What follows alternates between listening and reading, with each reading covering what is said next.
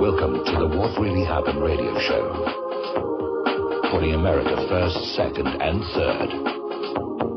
Here is your host, Michael Rivero. And aloha, America. Welcome to our show. It's Tuesday, May 21st, 2013. Getting into the week here. We've got a lot of stuff to talk about today. Phone lines are open, 800-313-9443, 800-313-9443. Manny is sitting in our control room, twiddling the dials, keeping us out of trouble and ready to answer the phone when you call on in. Just a reminder, next Monday, May 28th, Richard Mack will be rejoining us to talk about the Constitutional Sheriffs and Peace Officers of America's 2013 convention, trying to rally support for all those members of law enforcement who are still on the side of the Bill of Rights. And it's very important we get out there and show those people who are supporting the Bill of Rights that we stand with them on that. Obviously, the big news today, horrible tragedy over there in Oklahoma. Major tornadoes have just ripped up the place. There's another tornado warning in place for today. It's a very, very rough situation, of course, because of the unique geology and topography of the North American continent. We get more tornadoes than anybody else. It's called Tornado Alley, and they are quite spectacular. I remember many, many years ago when I was consulting for an animation company in Omaha, Nebraska. A whole bunch of tornadoes came through, and we hopped in the car and we went off tornado chasing, and this was before it was considered scientific and high-tech, and in fact it was rather viewed as an extraordinarily stupid thing to do, but we went off and did it anyway.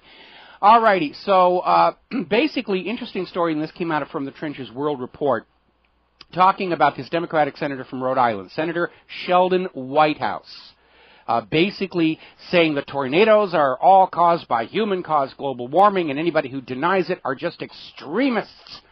And they're the reason this tornado destroyed Oklahoma, because they did not allow the government to act decisively to curb global warming. And he's out there basically banging this for anything he can get for his agenda. And that's how politicians think. Whatever happens, the first thought in their head, how can I use this to push my agenda? My comment on this is that we should really demand politicians know something about science before they open their mouths and start spending the taxpayers' money. What causes storms is not heat, but a temperature differential. Someplace hot, someplace cold. You can get severe storms by cooling the upper atmosphere just as much as by warming the ground. And the proof is in the outer gas giant planets of the solar system, which have violent storms the size of our entire planet, but are hundreds of degrees below zero. We know Arctic air right now is colder from the very long winter we just had, from the snow still falling across North America, as you listen to these words, and by those explorers who just recently succeeded in driving from Russia to Canada across the North Pole, thereby putting an end to this myth of the ice-free Arctic that we see the carbonazis waving around here. So these severe tornadoes are caused by that intense, cold Arctic air flowing south, pushed to the east by the Rockies, hitting the warm, moist air from the Gulf of Mexico. And from all the emails and articles I'm seeing out there, everybody's out there saying, oh, the tornadoes are caused by lack of funding, they're caused by this. It's God's wrath against sinners. It's God's wrath to punish the gays and those who tolerate them. It's God's wrath for not supporting Israel enough. It's God's wrath for not attacking Syria, Iran, Russia, China, or Utah. And so the reasons you're just piling on up there, everybody's trying to basically exploit this terrible tragedy for their own particular political gain, and it's rather shameful. But obviously our sympathies and our concerns go out to all those people who live in Tornado Alley, and hopefully they are suitably prepared to survive these things with the appropriate storm cellars and everything. But it is nature's wrath, and it's just a reminder that for all the claims of environmental control and the rest of it, we still lack the technology to actually do anything about what's going on in the natural world. We'll be right back. And aloha, America. Welcome back to the show. And I'm sure there's one person who's just absolutely delighted about all these tornadoes hitting Oklahoma, and that, of course, would be Barack Obama, because the corporate media has been lured away from Triplegate. But I'm not the corporate media, so we're going to be talking about that in depth again today here. There is a story coming out of pjmedia.com on how there are more Benghazi whistleblowers surfacing with information that is damaging to Clinton and Obama, not necessarily about what happened during the attack, but why that consulate was there and what it was doing. And we've heard these allegations before of weapons transfers from Libya into the Syrian rebels. So there was a little bit of gun running going underneath their diplomatic immunity. And, of course, I'm still of the opinion that the Benghazi consulate attack was intended to be a public relations stunt to allow Obama to look presidential and heroic, because he wasn't getting any traction off of that "we got bin Laden" hoax. And it went out of control, disastrously out of control. Now, a lot of people are looking at Benghazi and its ramifications, and they're looking at Susan Rice, who has ambitions of being the National Security Advisor. And she had tried to get in last November, but she was basically blocked from the position because she made some comments about Benghazi on Sunday talk shows that turned out to be outright lies. And now that Benghazi is returning to the media spotlight, those lies are going to come back to haunt her, and so her ambitions to be the National Security Advisor once again may be derailed. Now, we are hearing that, and this gets into the Department of Justice spy scandal, we're hearing that phone companies like Verizon and Google did, in fact, on request from the Department of Justice, surrender all records they had for their clients and users who were members of the corporate media. So this is already spreading way beyond Associated Press. We already know Fox was being investigated. We may presume safely the independent media is being investigated.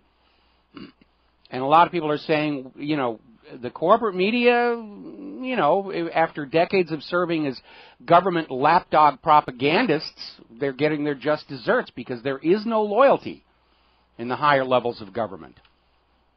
They will treat you nice when you are useful, and when you're no longer useful, or they think maybe you're straying off the reservation, they will come after you, and that's exactly what happened here.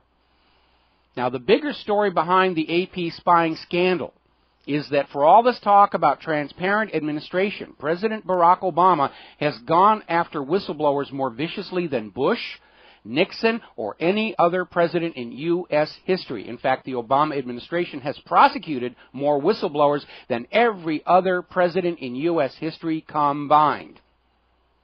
And the government is going out of its way to smear whistleblowers and harass honest analysts. That would be us here at Republic Broadcasting. Even high-level government employees are in danger. The NSA, the head of the NSA spying program, William Binney, after he went public saying that, yeah, the U.S. is spying on everyone living in the United States and storing the data. And the feds went after him, trying to shut him up. Now, the big news that we're coming out of the independent media today is that antiwar.com is suing the FBI. The ACLU has filed a lawsuit against the FBI demanding the receipt of records in their possession regarding surveillance of antiwar.com and its key editorial personnel. Now, the documents are known to exist because of a third-party Freedom of Information Act request, which was subsequently made public online. And so now they're going to mount a lawsuit to find out exactly who the FBI has been spying on in the independent media, and should it go to a class action lawsuit, I intend to join in. And I'm going to presume there's a huge, gigantic file over at the FBI regarding me and my online activity for the last 20 years. Speaking of the FBI, this is a story that's just now breaking over at Hackers News Bulletin. We all know about distributed denial of service attacks. Our server gets hit with them on a pretty much regular basis. And there are DDoS for hire websites online where if you want somebody's server attacked, you will send this website money through various cutouts and whatever, and they will go on out, and with their network of compromised machines, they'll mount a DDoS for hire attack on somebody that you don't like. It turns out one of these DDoS for hire websites, ragebooter.net, has been exposed as being owned and operated by the FBI. So the FBI has its own hacker squad to go out and attack servers that are putting out information the FBI doesn't think you, the American people, should have. What does this have to do with law enforcement? Fighting crime, finding murderers or kidnappers or anybody who crosses state lines, which is when the FBI's jurisdiction comes in. This is right out of COINTELPRO again. The sabotage of legitimate dissent and protected free speech in this country by the FBI, paid for by your tax dollars. Now, getting on to IRS Gate, it's rapidly closing in on Obama himself. Remember saying the question, the Nixon-era question, what did the president know and when did he know it? And coming out of Newsmax, the latest spin coming out of the White House is that, yeah, most of the White House senior staff knew this IRS targeting was going on, but they didn't bother telling the president. That's the new spin out there. White House Chief of Staff Dennis McDonough and other senior presidential advisors knew in late April that this report from the IG was going to find out the IRS was targeting conservative political groups and activists. And their excuse now is, well, yeah, we knew, but we didn't tell Obama, and that's why he could safely say he only learned about it a week ago when it broke on the public news. Does anybody here believe that? That Obama's own staff knew this egregious violation of civil rights was taking place, this abusive use of IRS authority, this Nixonian scandal. These are insiders. They should, if they don't, remember that misuse of the IRS in this way was an article of impeachment against Richard Nixon, but they didn't feel it was important enough to mention to Barack Obama. And if you buy that one, I have some of Saddam's weapons of mass destruction to sell you. Judge Napolitano puts it right out there. If Obama knew and allowed the IRS harassment before last year's election, that is an impeachable offense. I don't think our Congress will summon the spine to do it. I would love to see Obama impeached and removed from office. But again, even if Obama is impeached and removed from office, it doesn't fundamentally change what's going on in this country, because what's going on in this country all tracks back to that private central bank issuing the public currency as a loan at interest. But if impeachment happens, I will definitely get out the popcorn and watch the hearings and the trial with a great deal of glee. Now, apparently, things are so paranoid over in the government. ABC News tried to send reporters into the Cincinnati Internal Revenue Service office, which is where this most of this harassment of conservative political groups was taking place. They're still trying to dump it on these rogue operatives. According to ABC,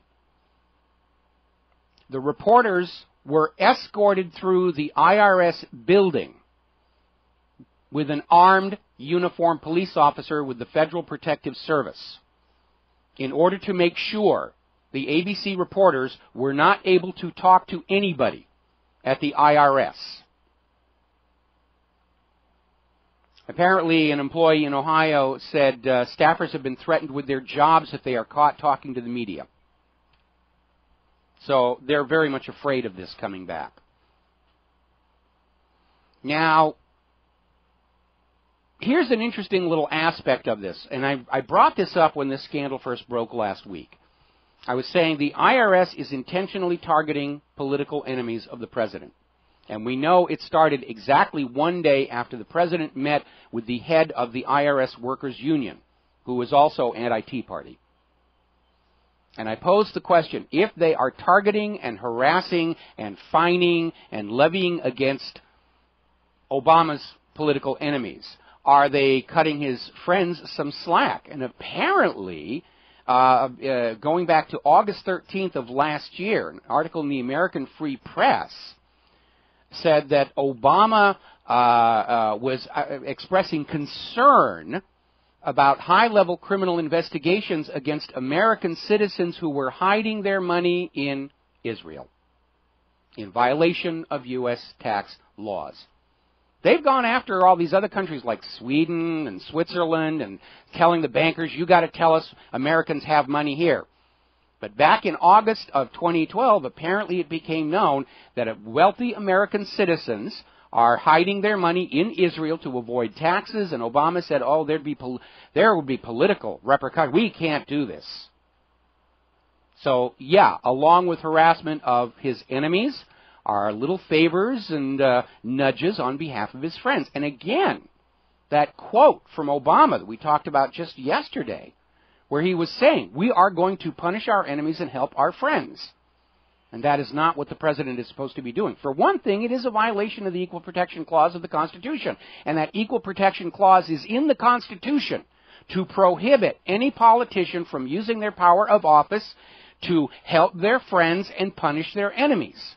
It's not supposed to happen. This is not what America is about. And you should be very angry. More about that when we come back. And aloha, America. Welcome back to the show. And we're talking about Triplegate.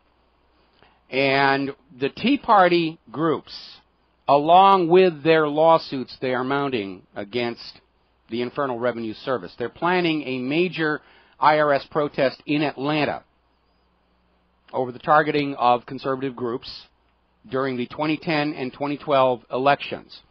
And apparently, actually this is happening today. And there are multiple protests at multiple locations in Cincinnati. And in Atlanta, I guess the event has already come and gone. I'm a little sorry I didn't have this in an announcement earlier today. I would have, or rather yesterday, I would have told you, join in, because now's the time to get out there.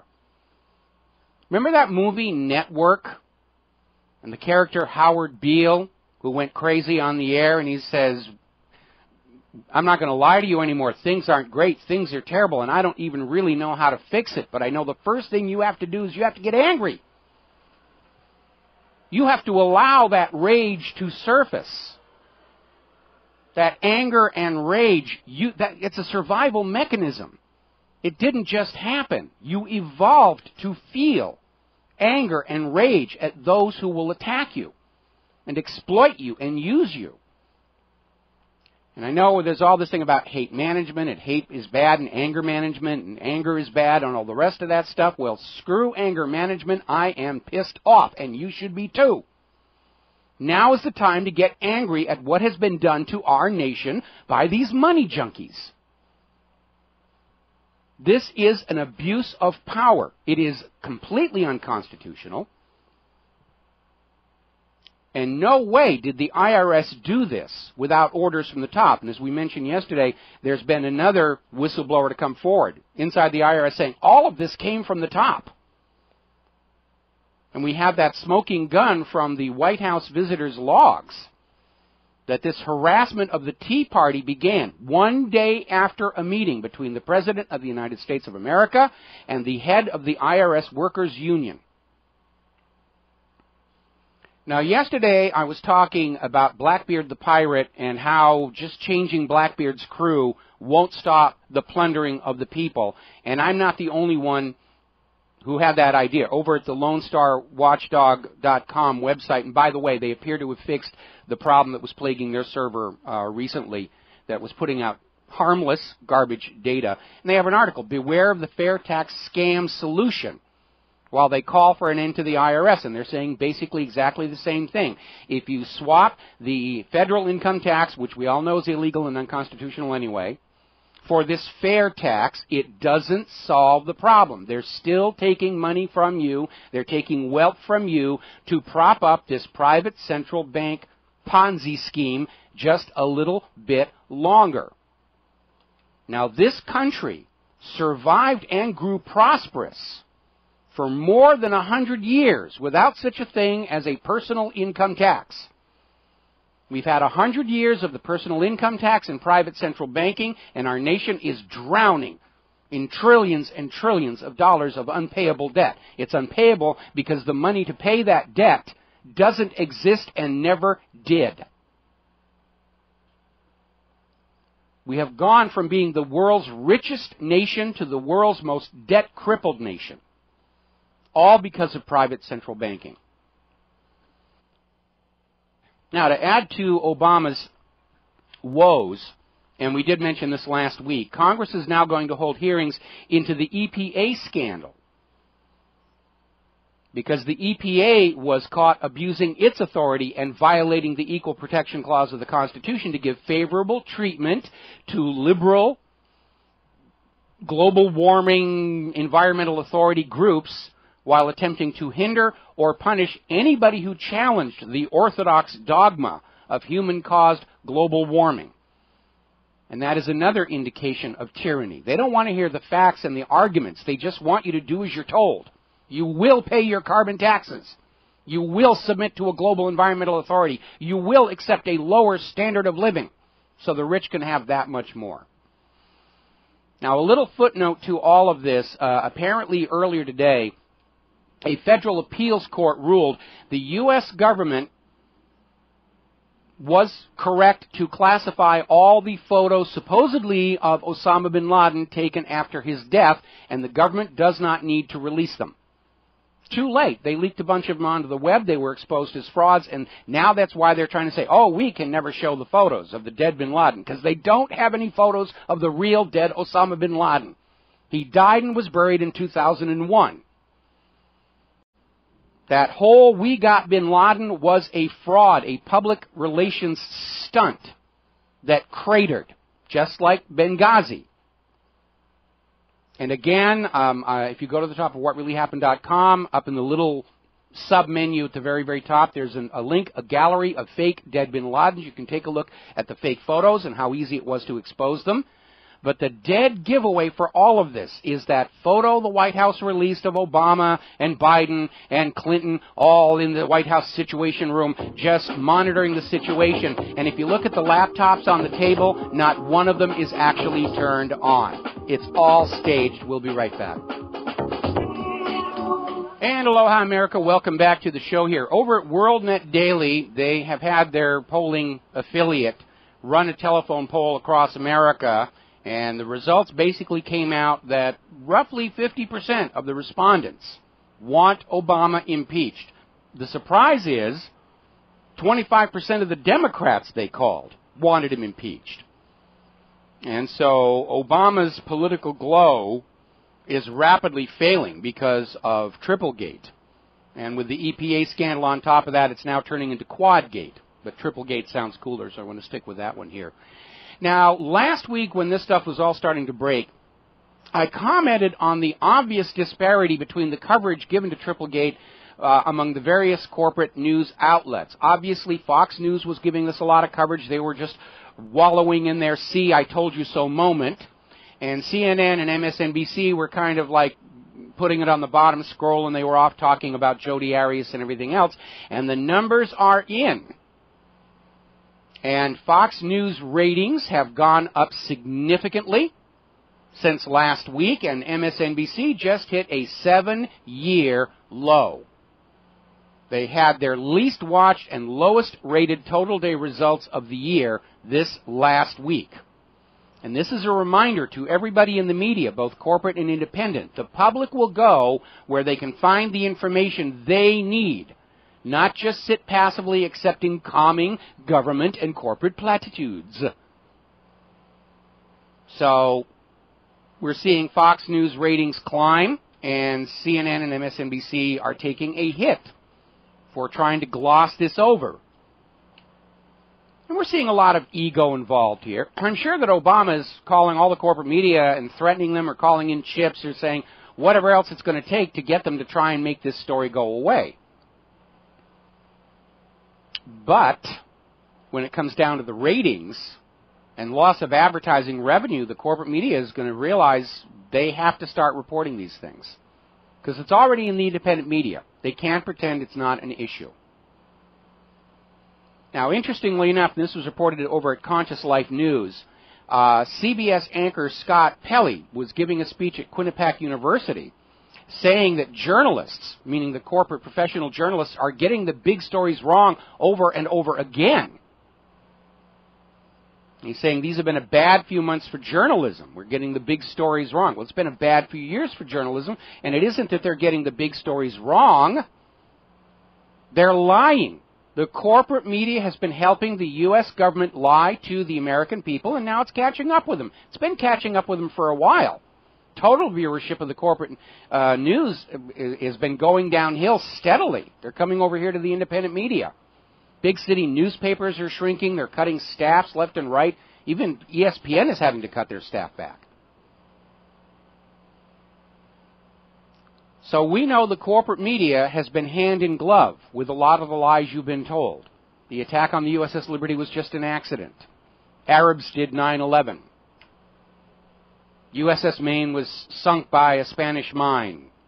torpedoes in the Gulf of Tonkin, Saddam's weapons of mass destruction. That was the big one that woke up America and made them realize they're the most lied to people on the face of the earth. So the big question to the corporate media is whether you will understand and accept that your audience and your ad revenues are going to shrink in direct proportion to how many corporate and government lies you put on the air.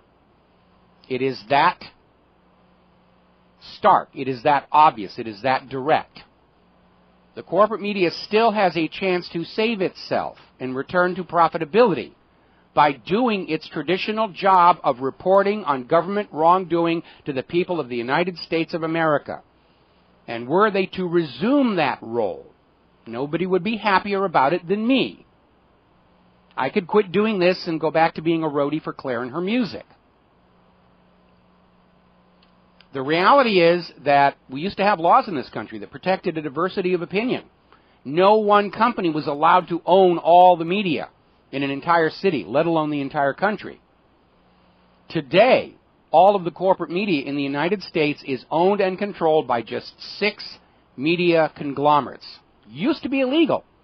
Congress waived the rules. They made a bargain going all the way back to Operation Desert Storm. They went to the corporate media and said, embed your reporters with our troops, we'll tell you what to report, and in exchange, we'll release the shackles so you can start buying up your smaller competitors and form giant media conglomerates. And the corporate media sold their soul in exchange for that. And then, of course, going into Iraq in 2003, the deal was repeated. And that is why we have a corporate media that's under the control of a very, very few individuals, most of whom have political and corporate ties that compromise and control what it is you're allowed to see and hear. Now, getting over into the war zones, and I stress the plural, apparently Syria and Israel are exchanging fire across the Golan Heights. The Syrian army claims to have destroyed an Israeli military vehicle with everyone in it. Israel is still denying it. Obviously, given Israel's lies about, well, the Levant affair and the USS Liberty and all the rest of it, I'm going to give Syria the benefit of the doubt here. But the important point is that we need to be realizing between the bombing strikes and this incursion into Syria by Israeli forces, and remember, Fox News ran a video the other day showing Israeli forces returning from some operation inside Syria. And so Israel has already invaded Syria. There may be no formal announcement of a war, but Israel is conducting war against Syria. Airstrikes and troops on the ground. And so however this unfolds in the coming weeks, we need to remember, once again, Israel has started this. Israel has provoked it. Your kids are going to be ordered to finish the job. And how many times have we seen this where Israel starts a war that the United States is then required to step in and finish and clean up that mess? Far too many times. Meanwhile, Syria is aiming missiles with half-ton warheads at Tel Aviv. They have these missiles with 1,100-pound warheads set to attack Tel Aviv. Assad is sending a warning. If Israel continues any more attacks into Syria, they're going to strike back. Now, this is, of course, what Israel and the United States want, because they're going to say, oh, Assad is firing missiles at Israel. We must go in and smash them. But as I just pointed out before, Israel has started this. Israel conducts a campaign of provoke, provoke, provoke until they get a response. Then they act like the response is the initiating event for an escalation. William Hague is out there, out in Great Britain. Foreign Secretary William Hague is saying all options are open on Syria. Well, okay, William, if you feel that way, here's your rifle, here's your parachute, here's your bright day-glow orange jumpsuit left over from Abu Ghraib. I'm sorry, we ran out of the desert camo. Watch your head climbing into that transport plane, and we're going to call Assad and tell him you are on your way to kick his butt all by yourself. But after that whopper of a lie we were all told about Iraq's weapons of mass destruction, you will forgive the rest of the world's population if we sit this one out and keep our kids safe at home. Every time I see somebody screaming about how war in pick a country, any country is a good thing, my first response is, well, if you think this is such a good idea, Why are you here? Why aren't you over there?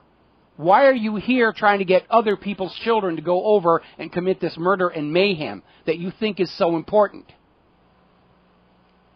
There's one thing that we can admire when we look back at earlier warmongering leaders like Alexander the Great or Napoleon. They led their own armies into battle. They took the risks with their troops. It's not like our current crop of warmongers who huddle in their little underground bunkers in Washington, D.C. and Wall Street and send other people out to commit mass murder wrapped in a pretty flag. Now, up in Turkey, Erdogan is sort of whining and crying that he was expecting the United States to take a more direct role with the invasion of Syria by now.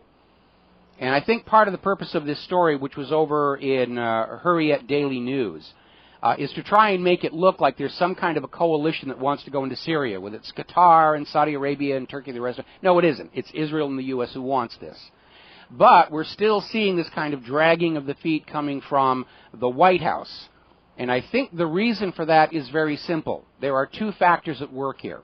One, Russia has sent a clear, unequivocal message to the United States. If you go into Syria and or Iran, Russia will turn it into the new Vietnam and simply wear the United States down in a war of attrition.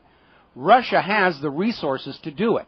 The United States is militarily and financially and politically exhausted.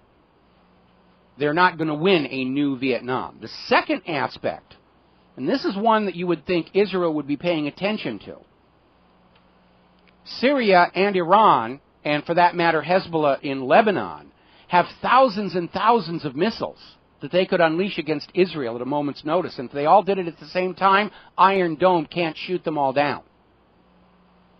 And maybe Obama is thinking that it's not a good idea to provoke this, because I think he understands the next major incursion will provoke a regional war.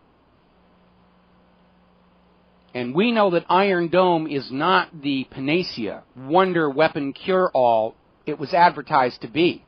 Its performance during Operation, not Cast Lead, the more recent one, Pillar of Fire, into Gaza, it actually intercepted very, very few of those Hamas rockets, mostly because those Hamas rockets can't fly a straight line.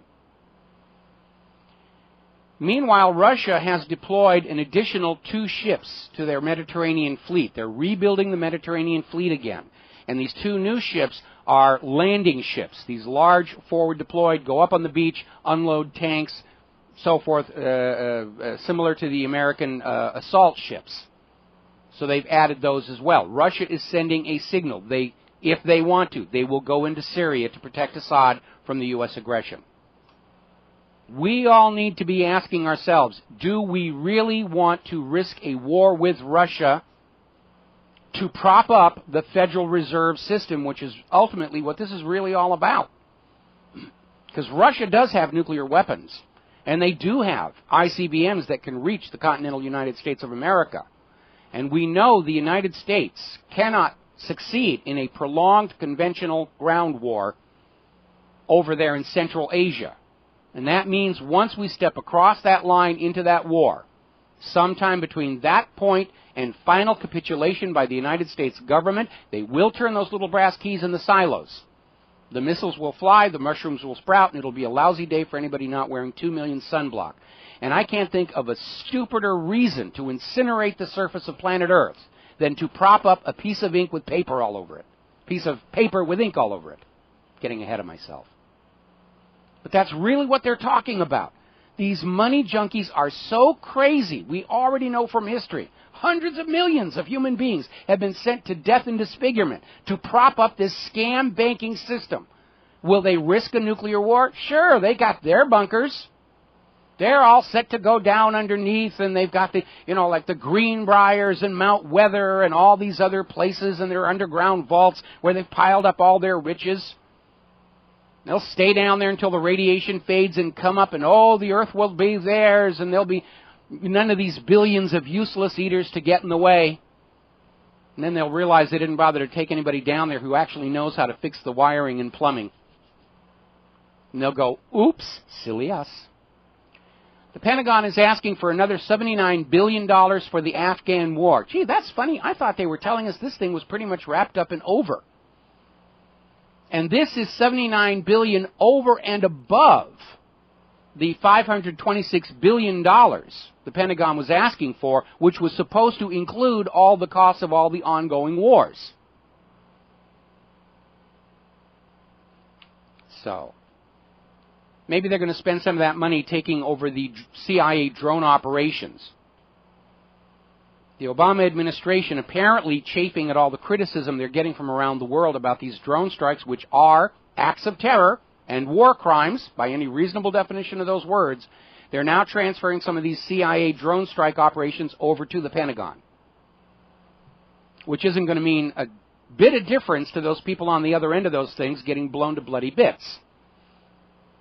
They're still walking around their town, their village, their home, going about their lives, going to the marketplace, saying hi to people that they know, hi to their classmates, just living ordinary lives, and all of a sudden, with no warning, there's a horrendous explosion.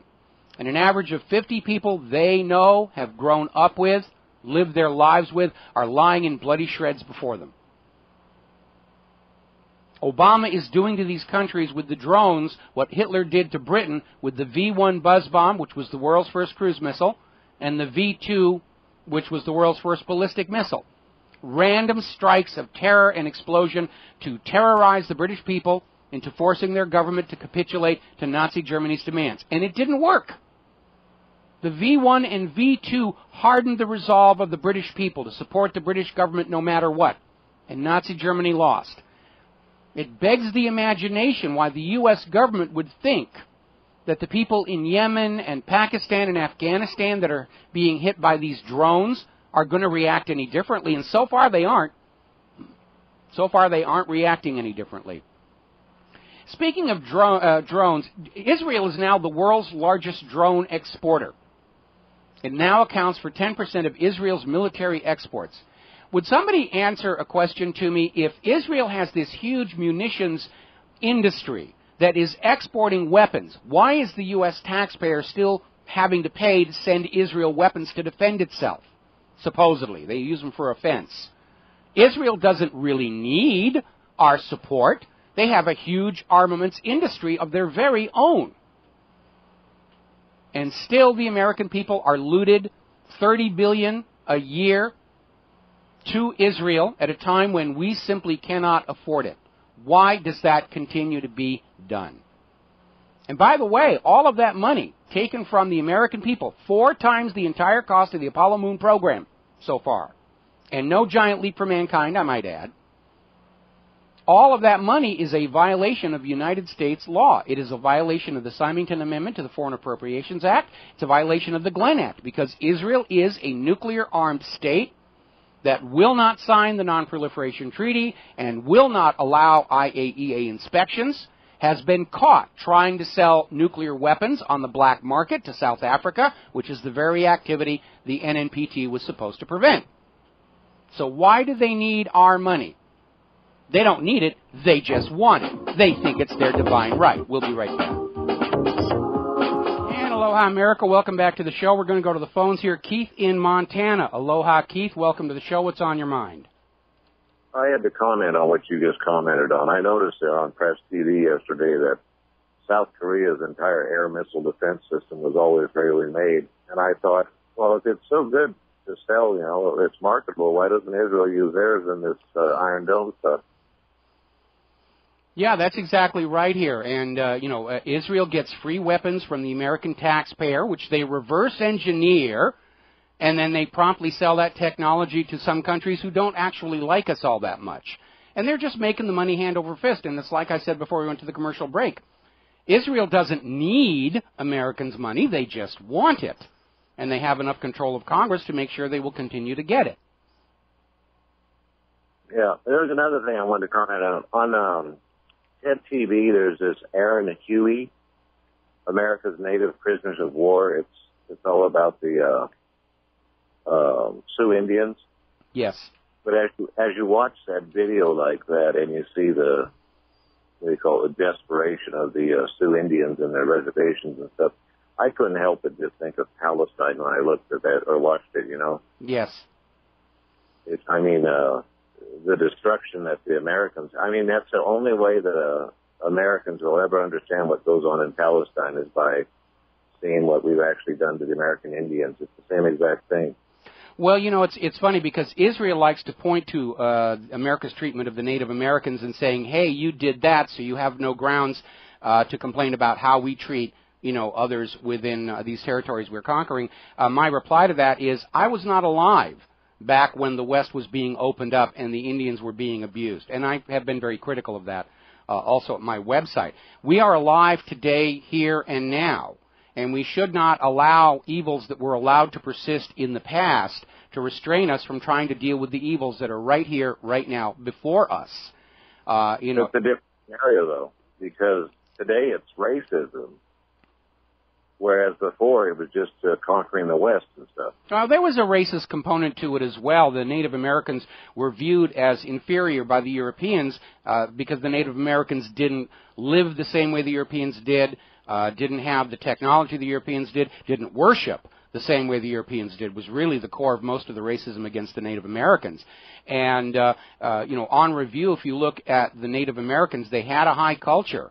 They're finding even across the United States right now more and more relics of a highly advanced society that may have just been in a period of decline when Columbus and the explorers showed up. But I think certainly for the environmental people, they understand that the Native Americans were fully integrated into their natural world to an extent that we don't see from the people coming over from Europe. And they did influence and change their environment a lot more. They didn't just run around the trees. They did a lot of large-scale environmental changes to create grasslands with which game would gather in. They just did things differently, but they were doing very, very interesting things. But you're absolutely right. You know, bad things have happened in history, but that doesn't mean we should allow bad things in the present to continue unchallenged. We got to take a break for station identification. We'll be right back. And aloha, America. Welcome back to the show here. Now, moving over to Iran, as you're probably already aware, Iran just got done executing some foreign spies. I think they had both Mossad and CIA were sent to the gallows. Now they've announced they have discovered and disbanded two what they're calling terrorist groups that were smuggling weapons into Iran. And, of course, everybody's looking at the Iranian elections coming up here in the middle of summer. And the U.S. would love for the elections to hand power in Iran to somebody who's more pliant to U.S. interests or Israeli interests. And they're going to muck about with them, same as they did down in Venezuela. But right now, the batting average of U.S. covert intervention in other countries is in serious decline. They succeeded in a coup d'etat in Iran back in 1953. Then they tried again in 2009, fell flat on its face. May fall flat on its face again.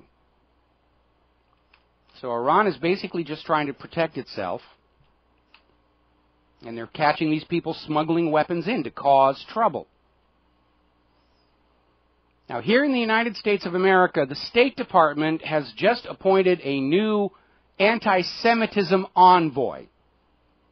So the United States is now spending your tax dollars and your State Department to go out and push Israel's anti-Semitism message on the rest of the world. Apparently the guy they've tapped is named Ira Foreman. He's former head of the National Jewish Democratic Council. He is about as pro-Israel partisan as you can get.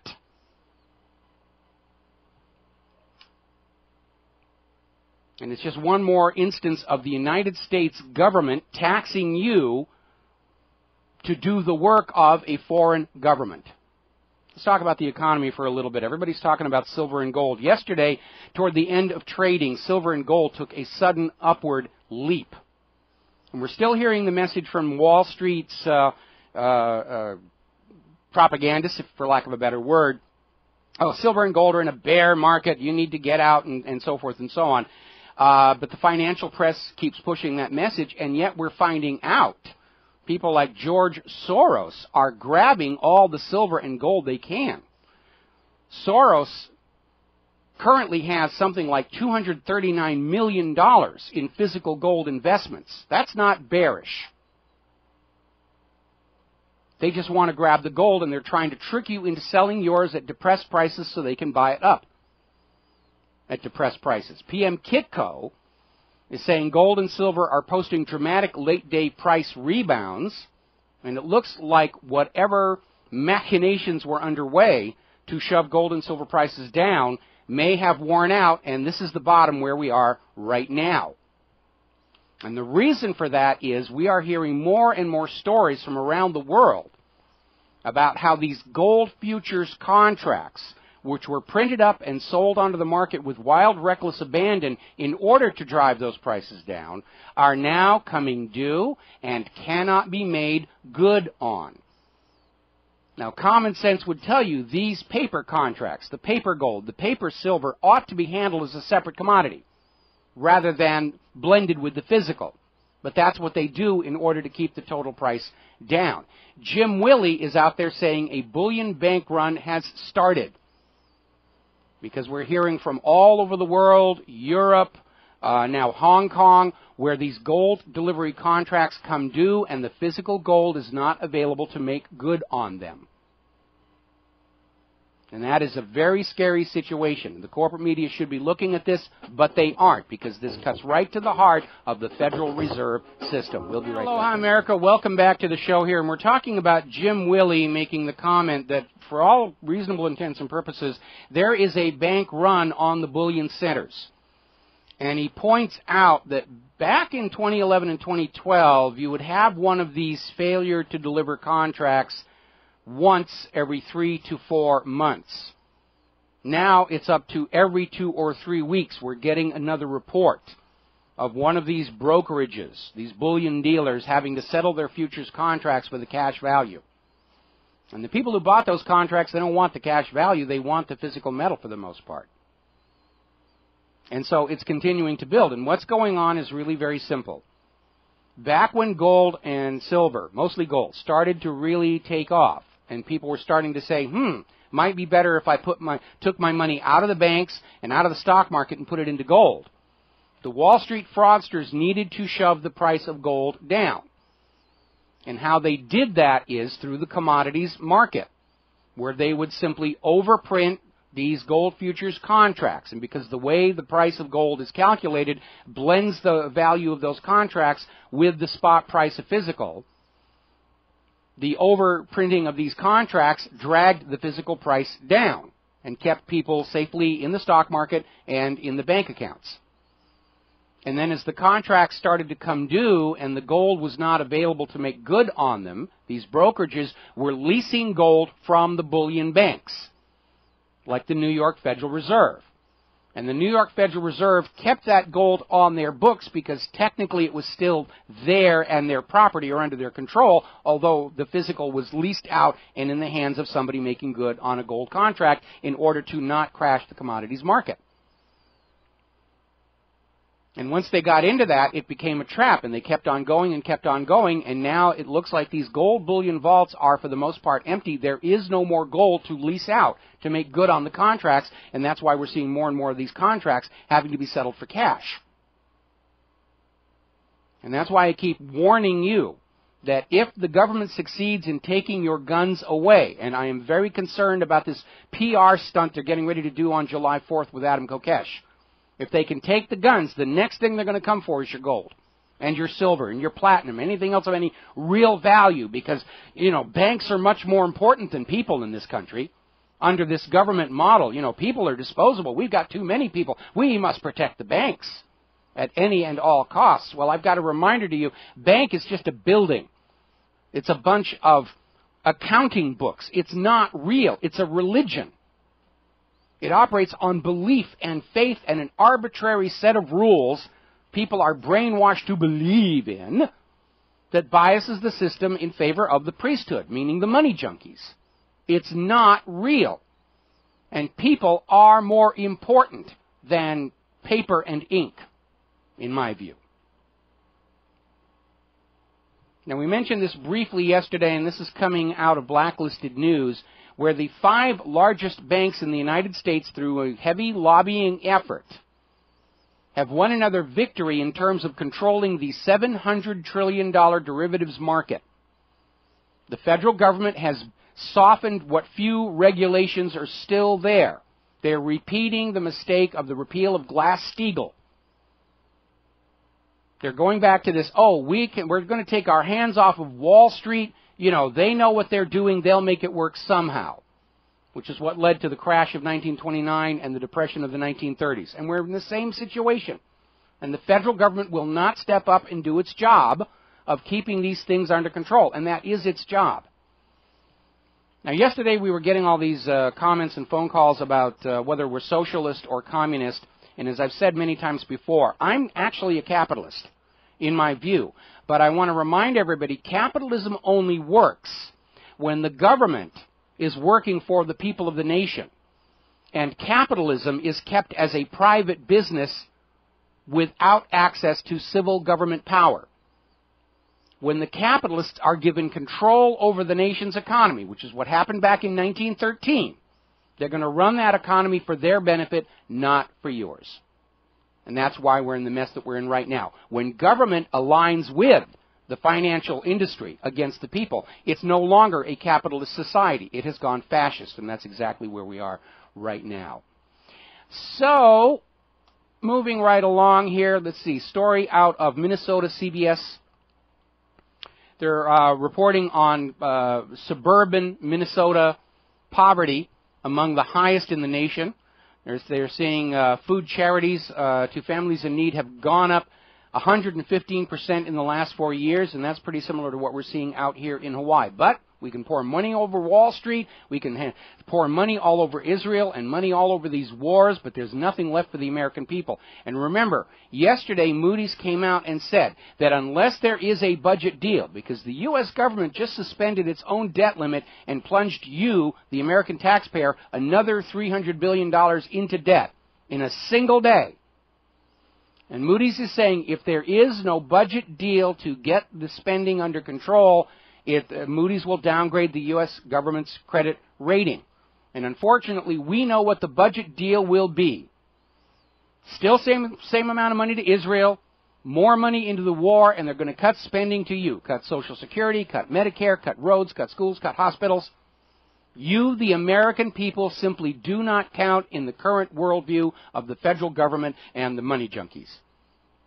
Your worth to them is only what wealth they can extract from you, what work product they can extract from you. And after that, hey, who cares? If you're not supporting this Ponzi scheme banking system, well then please be a decent American patriot and go off and die someplace. Stop being a burden on us all. And if you think I'm really out of control with that opinion, that I'm really off target with that, there's an interesting story coming out of SMD12364.newsvine regarding Stephen Fincher. He's a Republican congressman from Tennessee, and he is very angry that the federal government is trying to prevent poor people from starving to death. Fincher is supporting cuts to the food stamp program, even as the U.S. government is continuing to invite illegal immigrants across the border from Mexico and come on to food stamps. And Fincher quotes from the Bible. He says, "The one who is unwilling to work shall not eat." So what we have here is a politician, one of that class of parasites, who sold us into the slavery of the very same banking system we fought a revolution to be free of. The same class of parasites who oversaw the transfer of high-paying jobs to other countries. The same class of parasites who continue to protect massive Wall Street fraud. And then scream that the only problem with the United States economy is that people don't want to work. Yeah, we want to work. Tell us where the jobs are. Tell us where the jobs are that we can acquire. And stop bringing in all these illegal immigrants to take those jobs from American people. As I mentioned yesterday, the real problem with our system is nobody is maintaining an overview of what is best for the nation as a whole. Nobody's maintaining the long view of how best to grow and prosper this nation. Everybody is in immediate reactive mode. Whatever happens, how can I use this to push my agenda? The agenda that I am paid or blackmailed to promote, that's all they're thinking about. That's why every time you see an event like the tornadoes in Oklahoma, you get 57 explanations of what it all means from everybody who's pushing their own agenda and completely insensitive to the reality of what these people just went through. Anyway, let's see. We're going to take another phone call here. Malcolm in Austin. Aloha, Malcolm. Welcome to the show. What's on your mind? Aloha, Mike. And you were talking about parasites in Washington, D.C. Well, I got one here, and it's got the last name to prove it. Democrat Senator Sheldon Whitehouse of Rhode Island. He is arguing on the floor that funds should be denied to the Oklahoma tornado victims because they didn't believe in global warming. And I say, why not? Why does Oklahoma need your G-damn money? And I think that's an attitude we're going to have to start taking is, why do we need federal money? It's sort of like a stipend for, okay, this is what we want you to do, otherwise we take away money from you. So I say, sure, if this means Big Al doesn't get any money for his global warming, I say, why not? Well, I don't think they're going to get much money anyway. I mean, look at what happened following Hurricane Sandy. And those people, their homes were destroyed because the infrastructure had been allowed to rot. The trees were not cut back from the power lines for years on end, so when the tree branches came down, it destroyed the power system. Storm drains were blocked, and that's why the floodwaters backed up. And so the government comes in and says, we're going to provide money for the victims of Hurricane Sandy, and what little money was actually provided got grabbed up for security this, and some of that money actually got grabbed for research into global warming. And for this guy to get up there and say, let's punish the people of Oklahoma for not believing as we told them to believe, I mean, that's Dark Ages mentality. And as I said, think it's straight up. I'm sorry, one more time. This is totalitarianism. I mean, this is crazy. It absolutely is. And again, this gentleman, this Whitehouse, is completely clueless about science because, as I was mentioning in hour number 1 of this show, you can get severe storms from upper atmosphere cooling as much as from surface warming. And it's snowing in Newfoundland right now. So don't give me this global warming thing. And that's what I meant by, whatever happens, they're going to push their agenda with it no matter how nonsense. Got to take a break for commercials. We'll be right back. Aloha, America. Welcome back to the show. Is Malcolm still with us? No, he dropped. Okay, then let's switch over to Patrick in New Jersey. Aloha, Patrick. Welcome to the show. What's on your mind? Hey, Michael. I live in a part of New Jersey that was hit pretty hard by the hurricane. I lived right on the coast. By Long Beach Island in a bayside type community where we had waterfront, we had a bulkhead with, floating docks and all that sort of thing. The water came up from where we were about 8 feet up into the property that I was renting. The sad thing is around this area, there was many homes destroyed, and now, it's disgusting that people have taken the opportunity because they know that there's so many rentals that are unavailable. This is a big rental area. Mm-hmm. Basically, what they're doing now is they've raised the rents up to 30% all around this whole area on any houses that are available for rent. Mm-hmm. It's pretty disgusting. That's what people do. Now, FEMA had went around. Checked everyone's house. Can I make a comment before you go into the FEMA story here? Because this gets back to something I was saying during last week's radio show, that when you have a predatory banking system running the economy of a nation, where there's always more debt than money with which to pay that debt, humanity is sacrificed on that altar of greed. What is best in human nature, altruism, the desire to help our neighbors, to build a community, is literally driven out of our thinking. It's always, how do I get more of that ink and paper stuff to fight the mounting debt? And so when we talk about private central banking being in charge of a nation's economy, it's not just bad for the economy, it's not just bad for the nation, it's actually bad for our very humanity. Yeah, it's really bad. A lot of people that I know in the area, because when FEMA came in, they forced their way into people's properties, even people's properties that weren't damaged by the storm. And now they mandated that everyone has this special insurance unless you raise your house 13 feet above, the current level.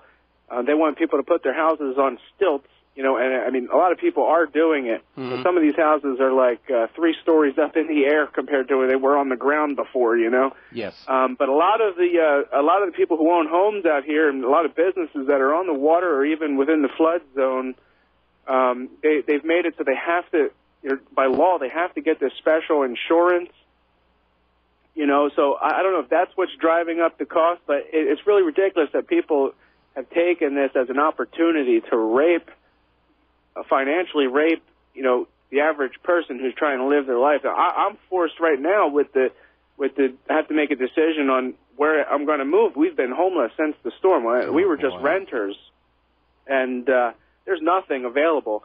And everything, like I said, everything's increased to the point where now we have to move out of the area that we've lived in our whole life. It's just disgusting. You know what's... And FEMA still hasn't left. They're still in the area. Yeah, it's almost amazing if you think about it. We know there is a gigantic shadow inventory of foreclosed homes being held off the market in an effort to try and keep housing prices propped up. And what these money junkies really ought to do is start making these homes available to people who are displaced by disasters like Hurricane Sandy and Oklahoma from the tornadoes for 2 reasons. First of all, it is the humane thing to be doing. And second of all, the banks are taking a hit because these properties that have been foreclosed and are being held off the market are not being maintained. They're literally rotting away. They're being stripped by metal thieves, and they wind up basically having to demolish the home itself and just hold onto the property. If they were to simply let people, or even just turn these properties around and make them rentals, to get people off the beaches, out of the tornado zones, the tenants would take care of those properties and maintain them and protect them from the metals thieves. And in the long run, the banks would actually make out financially better by doing this. Here's the thing, Mike. Yeah. There are some, I guess, financial institutions that have foreclosed on homes. There are some doing that out, especially in this area. You know what they've done? They've jacked the rents up. They've jacked the rents up so that they're unaffordable. Here in New Jersey, for a one-bedroom apartment, you're going to pay $1,200 a month. For a 2-bedroom house, you're going to pay anywhere from $1,500 to $1,700 a month. And that's absolutely ridiculous. That's higher than we're paying here in Hawaii, and we're supposed to be this tropical rich person's paradise. I mean, that's just insane, and it's gouging. And again, it's all because everybody is desperate for more of that ink and paper to pay off the growing debt, not realizing that it doesn't matter how much ink and paper is out there. It'll always, by design, be less than the available debt, and it's destroying our humanity. We're not civilized human beings anymore. We're just scrabbling around, trying to find more of that ink and paper, and all other considerations appear to be subordinate to that, including care of our fellow human beings. Thank you for the call. We got to take a break here. And wait a minute, actually stick around, David. I know you have more to say. We'll be right back.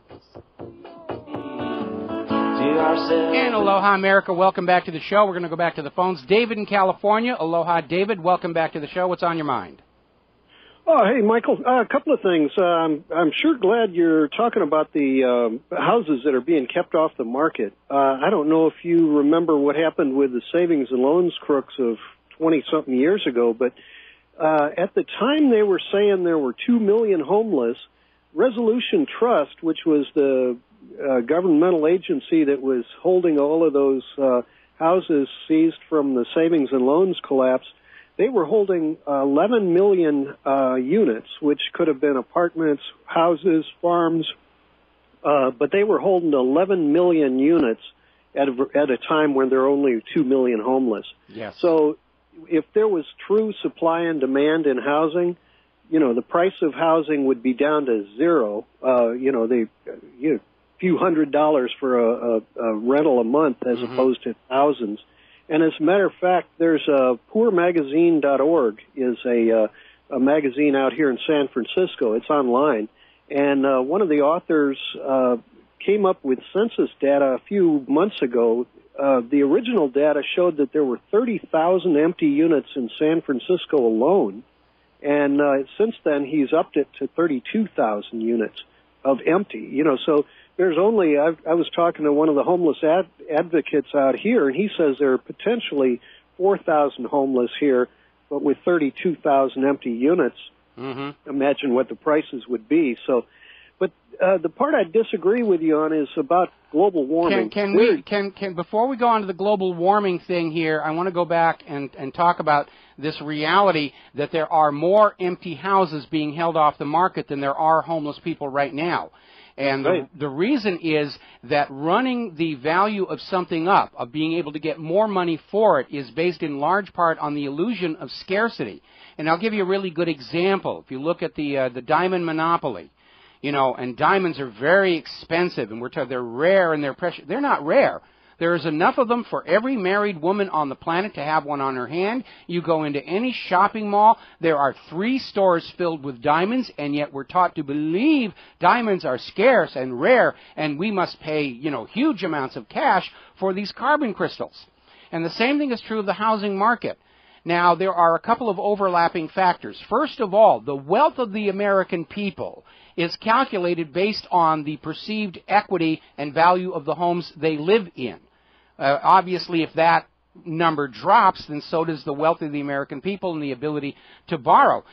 Banks do not want affordable housing in this country, because if you could buy a house for $5,000 and pay it off in a couple of years like you do a car loan, then you are of no more use to the bankers. The bankers want housing to be so expensive that you will have to work and give them your money for your entire lifespan, until you're ready to retire, and then you have to sell the home to retire on. And, you know, that's basically the model. And so in order to keep housing prices up, to keep the real estate market from collapsing on itself, they deliberately keep houses off the market, even in a land with massive homelessness. And it's because banks are seen as more important to protect than the American people. And that is, you know, a very revealing insight into it. Remember when the real estate crash was happening after the mortgage-backed security fraud imploded, and they were openly talking about the need to start bulldozing the foreclosed homes, because if they ever went on the market, housing prices would drop, and that would be a disaster for the banks, because then houses would be available for sale for only $5,000, and you'd pay them off in just a few years, and then you'd be free of the bankers. And the bankers can't stand that. The very essence of the banking industry is to keep us all, whether we are nations or individuals, permanent slaves to debt. And that is why we have this situation of homeless people on the streets, including those displaced by Hurricane Sandy and now the tornadoes in Oklahoma, in a nation where there are far more empty properties being held in the shadow inventory than there are homeless people.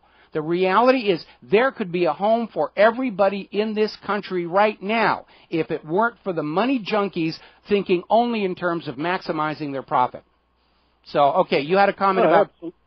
Yeah, absolutely. And as a matter of fact, of course, you know about Malthusian economics. Yes. You know, it's pretty plain to see that the neocons and the big money boys have no desire to have us survive this mess. The idea that they don't want us to have education, they don't want us to have hospitals, clinics, infrastructure that's well built or matters. They essentially are writing us off, making sure that we have nothing to fall back on when. Well, they just don't want to spend the money. They just don't want to spend the money. If they can't make money off of us, their attitude is, why should we spend money taking care of you? And it's like I was talking about that Congress critter a little earlier saying, well, if they don't want to work, you know, we shouldn't be taking care of them. Well, you guys took the jobs away. And so their attitude appears to be, if we don't actually have a job we need you for, you should just die and get out of our way. It's just good business.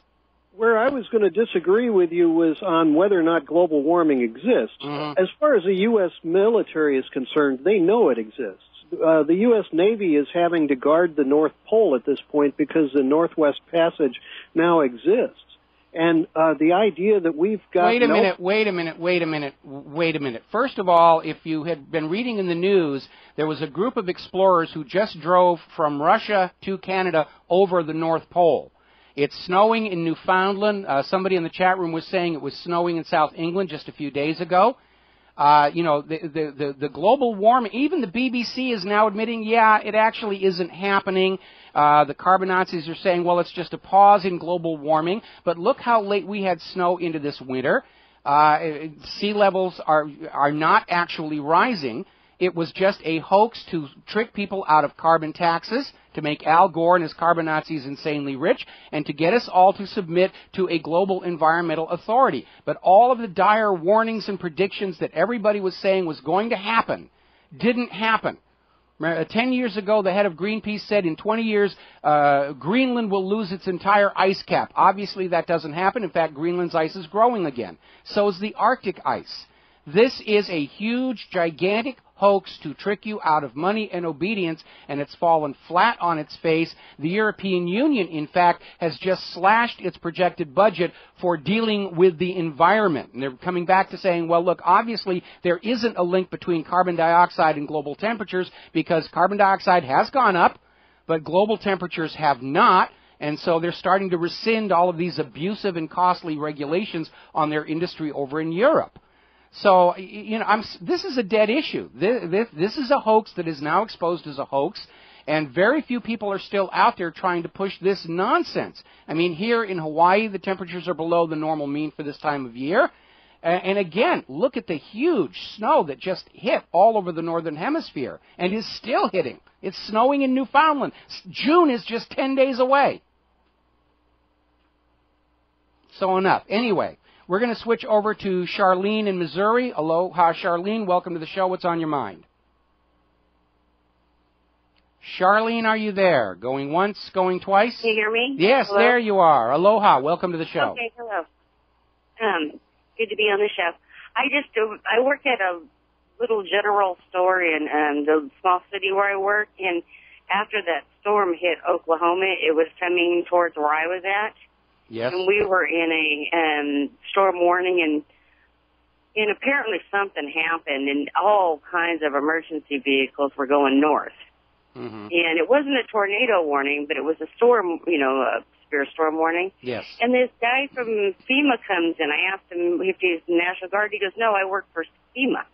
And that he was already here and that they were going to go west. And I go, but everybody's going north, all the fire trucks and everything. He goes, well, we got to go west because that's where the storm is right now. Mm-hmm.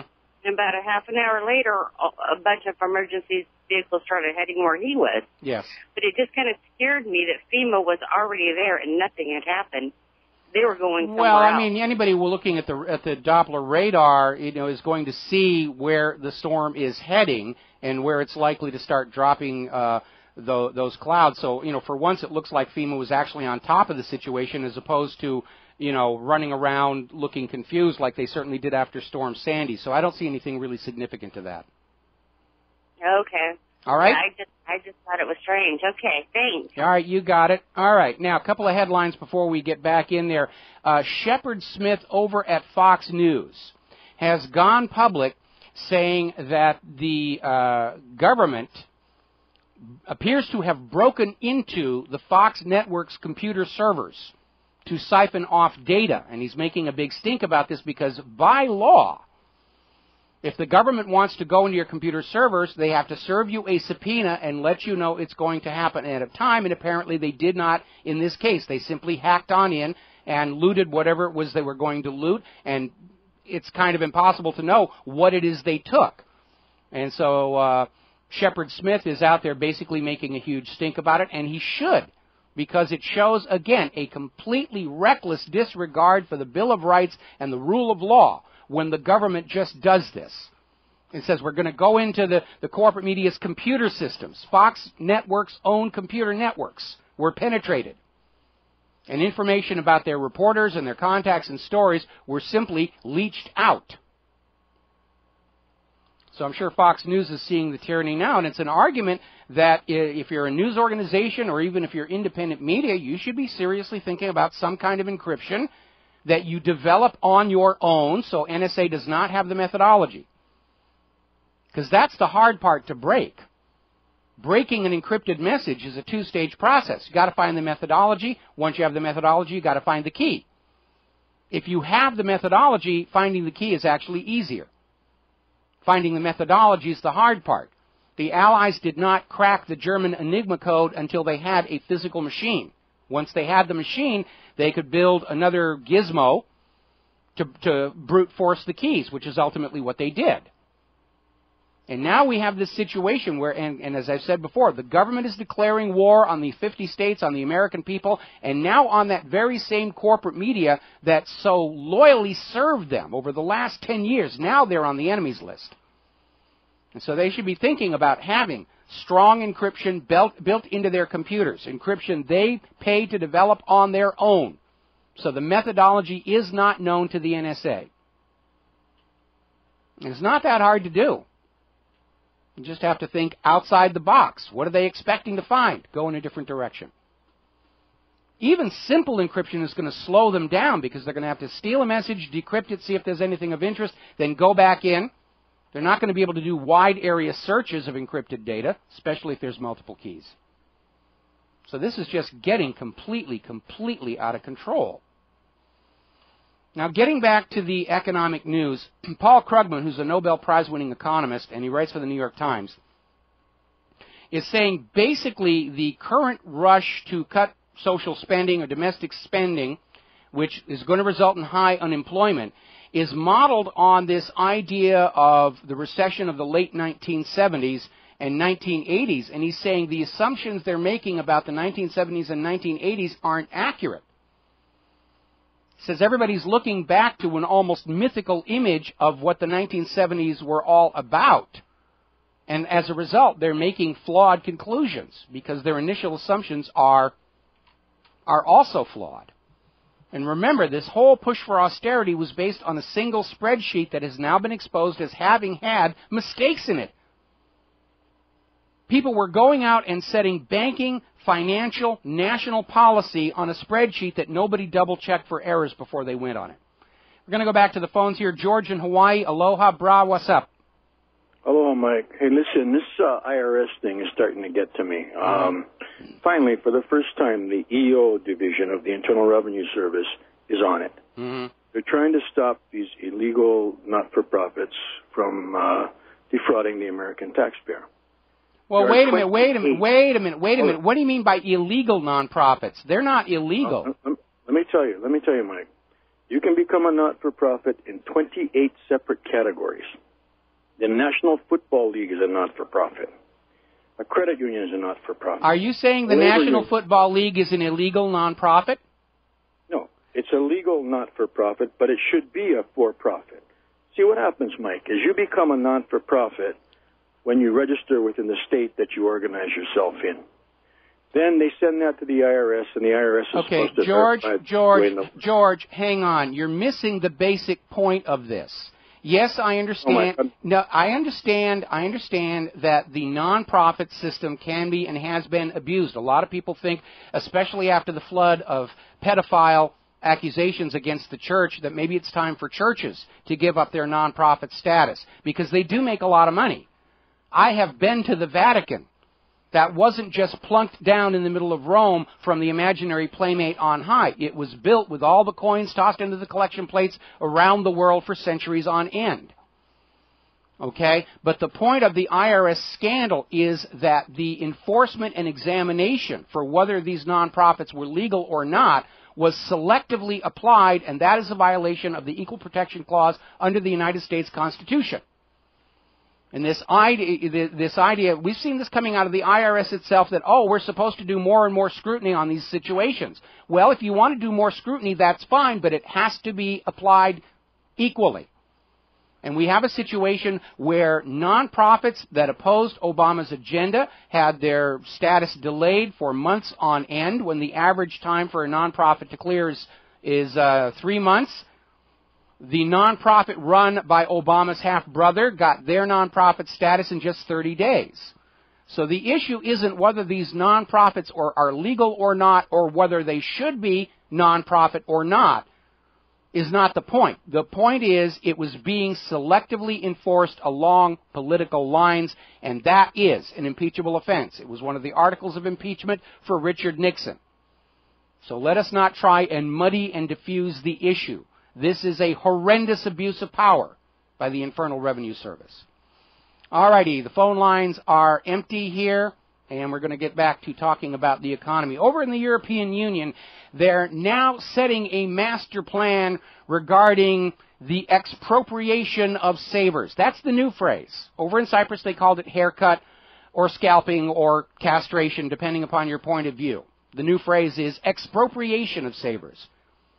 They were calling it bail-ins before. People didn't like that. Now it's expropriation. They hope you don't understand what the word means. And what it means is the European Union is preparing a master plan to do confiscation of savings accounts all across Europe to prop up that private central bank issuing the public currency as a loan at interest. What they did to Cyprus, because the people of Cyprus did not stand up and tar and feather the bankers, is they're going to do it to all of Europe, and it will come here. Can't help but doing it. We'll be right back. And aloha, America. Welcome back to the show. And, of course, a moderately decent day on the stock market. It was kind of up and down there. And apparently the stock market is up and soaring into new heights because statements issued by two Federal Reserve officials saying that the quantitative easing is going to continue. The bond buying will go on. The Federal Reserve will just create all this $80 billion a month with which to buy the failed mortgage-backed security bundles off of the Wall Street banks that created them, sold them, then had to buy them back. And they're going to take those worthless piles of paper and buy them and basically dump the losses on the American people. And that, too, is the hallmark of a fascist economic state. And again, for those of you who are new listeners, a couple of quick definitions here. Capitalism is a system under which if you make money, you get to keep it. And if you lose money, you live with that debt. Along with the risk of success, you accept the risk of failure and you take responsibility for both. That's capitalism. Socialism is a system where if you make money, it is taxed away from you for the betterment of society, and if you lose money, society is taxed to cover the losses so you can pick up and start over again. Under fascism, if you make money, you get to keep it. But if you lose money, society is taxed to cover the losses so you can go back and have another spin at that giant open-air casino called Wall Street. And that's exactly where we are right now. That's what TARP and bailout and all the rest of this is. Looting the American people to cover Wall Street's gambling losses, because that's what they're doing right now. They're not building industries. They're not creating jobs. They're just gambling with all these derivatives and all these other little fancy concoctions they've come up with out of a complete thin air. Now then, interesting development here. We know there's a lot of talk about pushing for the so-called cashless society, where they want all financial transactions to go through the banks and are going to be linked to your biometric identification. And, of course, the reason for going to completely cashless society is the government wants to know what you're buying, to make sure you're not buying too much household chemicals that could be used to make a terror weapon or whatever. They just want to know. They want to know what you're buying, which is, you know, again, we're buying things that we want to be private. Buying Playboy magazine or something. It's not a crime, but I don't want the government knowing about that. And, of course, every time they come up with a new whiz-bang, high-tech, financial, secure system, it's immediately broken. In fact, up in Canada, huge scandal. They just introduced their new uncounterfeitable polymer notes, and already counterfeits are showing up. And here's another story, and this came out of Daily Mail over in Great Britain. As you probably are now aware, a great many credit and debit cards are what they call the contactless system. And there's a problem with those. When we come back from station identification, I'll tell you what it is. And aloha, America. Welcome back to the show. Dan, the man, is now in our control room taking over the warp drive here and ready to answer the phone when you call into 800-313-9443. 800-313-9443. Now, before I went to the station identification, talking about those contactless credit and debit cards. These are the credit and debit cards that have a little tiny radio transmitter in them. They were originally promoted as a hygienic alternative to regular plastic cards where you have to hand them to the storekeeper who may be suffering from some kind of bizarre disease, or you swipe them yourself through the little plastic gizmo that's already covered with the scum from 5,000 previous customers. And in our germophobic culture that we live in, a lot of people saw these as advantageous. We know that hackers very easily are able to scan these things. If you're in a crowd, somebody near you with a backpack with the appropriate hardware and a computer can basically ding your card or debit card for a few dollars, or empty it completely if they want to, call attention to themselves. But now there's apparently a huge scandal building over in Great Britain where people who have these contactless cards are getting charges on their cards walking inside department stores, and the one they named was Marks and Spencer.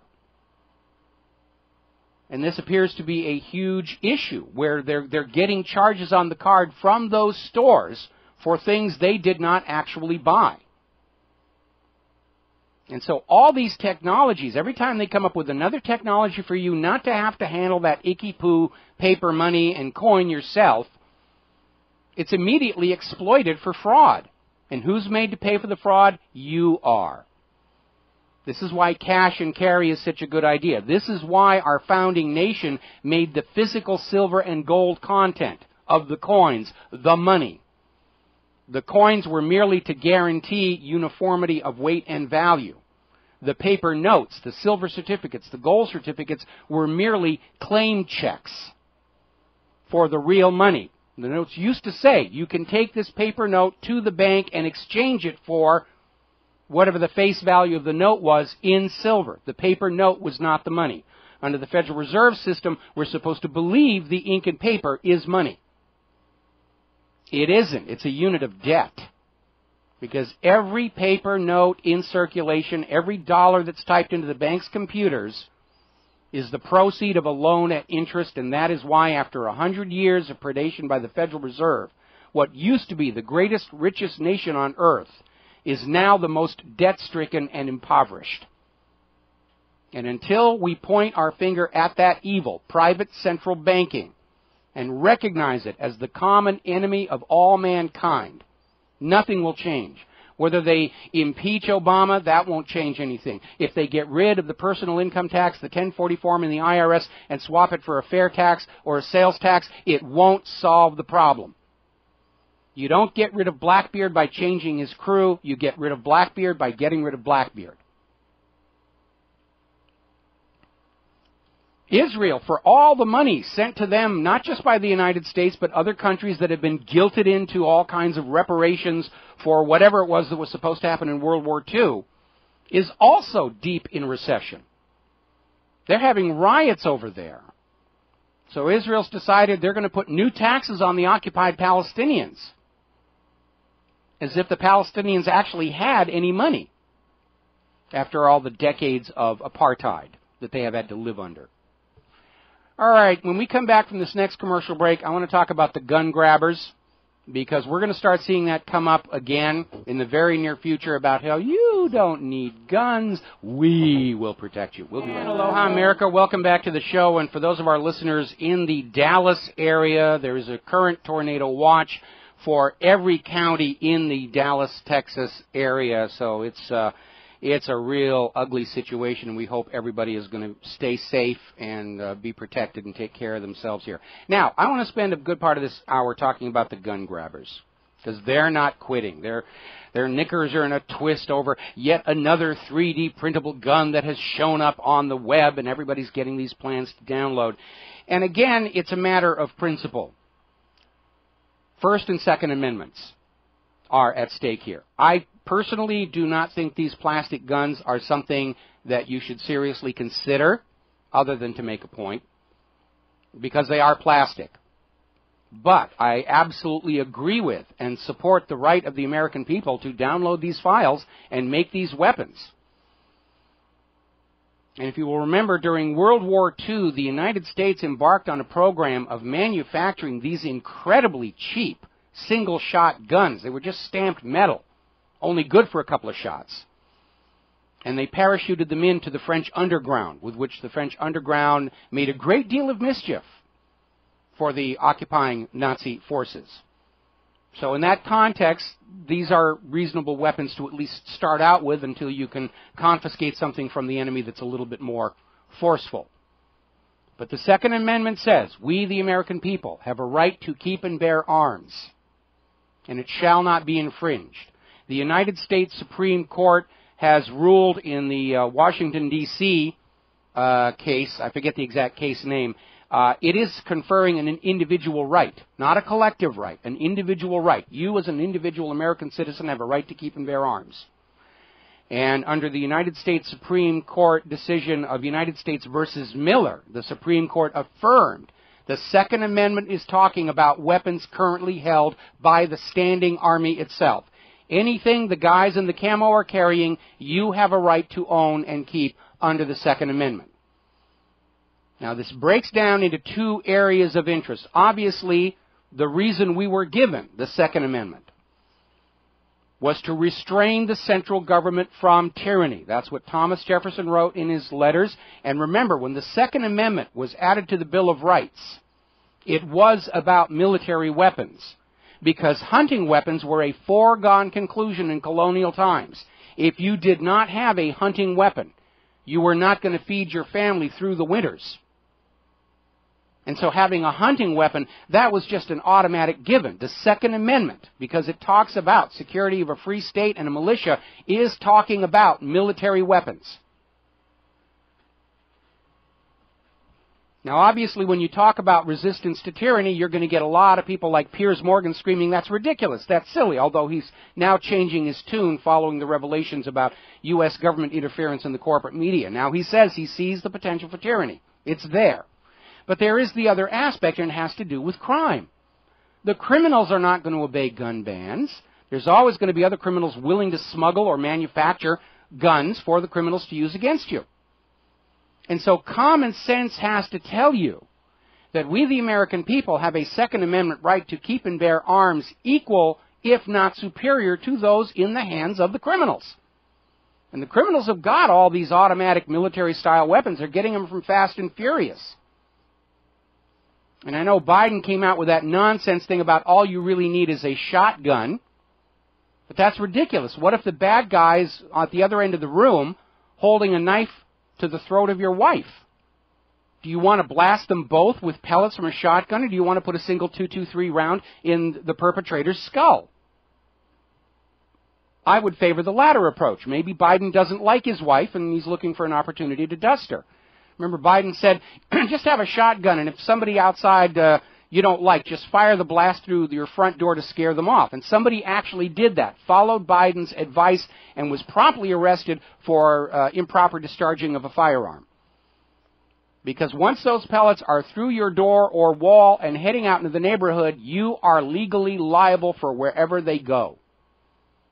And that is very important to understand when you're using a weapon for home and self-defense. Once you pull that trigger, you are responsible for where that round goes, even if it goes through the wall of your home and into a neighboring unit, which is why I recommend for home defense what are called frangible rounds, Glazer safety caps, being really, really good in that regard. They're very lethal. They couple more energy to the target itself, your intended target. If they hit the wall, they just spray in all directions, and the possibility of harm and damage on the far side of the wall is greatly reduced. Safety, safety, safety, safety, safety. Now, getting on to the facts over the fiction.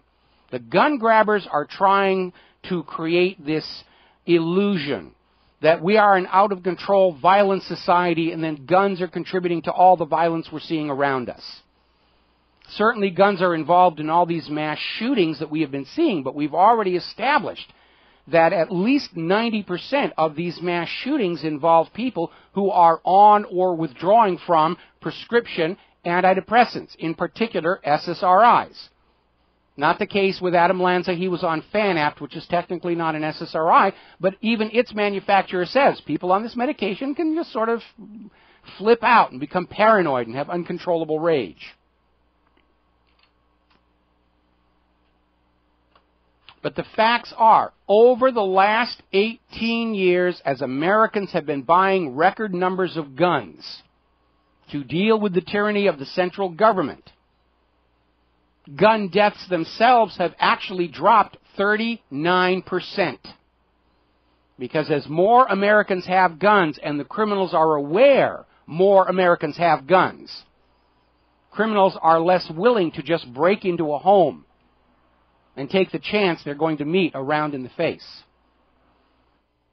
And this has been established time and time again. More guns in the hands of the populace, less crime, whether it's street crime or government crime, is really what it comes down to. Now, the gun grabbers are still trying to find some way they can keep the American people militarily weak compared to the government. California is passing a huge tax on ammunition. If you buy ammunition in California, there will be a 10% tax on all ammunition to discourage you from buying too much and practicing too much with it, which I think is contrary to safety. The more you practice with your gun, the safer shooter you are going to be, and the less likely you're going to hit something other than what you're aiming at. So this is really quite counterproductive on this. Now, here is something that's really kind of weird, because in April, the ATF made some strange changes to the paperwork required for an over-the-counter purchase of firearms. Form 4473, the Firearms Transaction Record Part 1, had changes that actually make it easier for transient illegal aliens to buy firearms. They're not required to show proof of residency.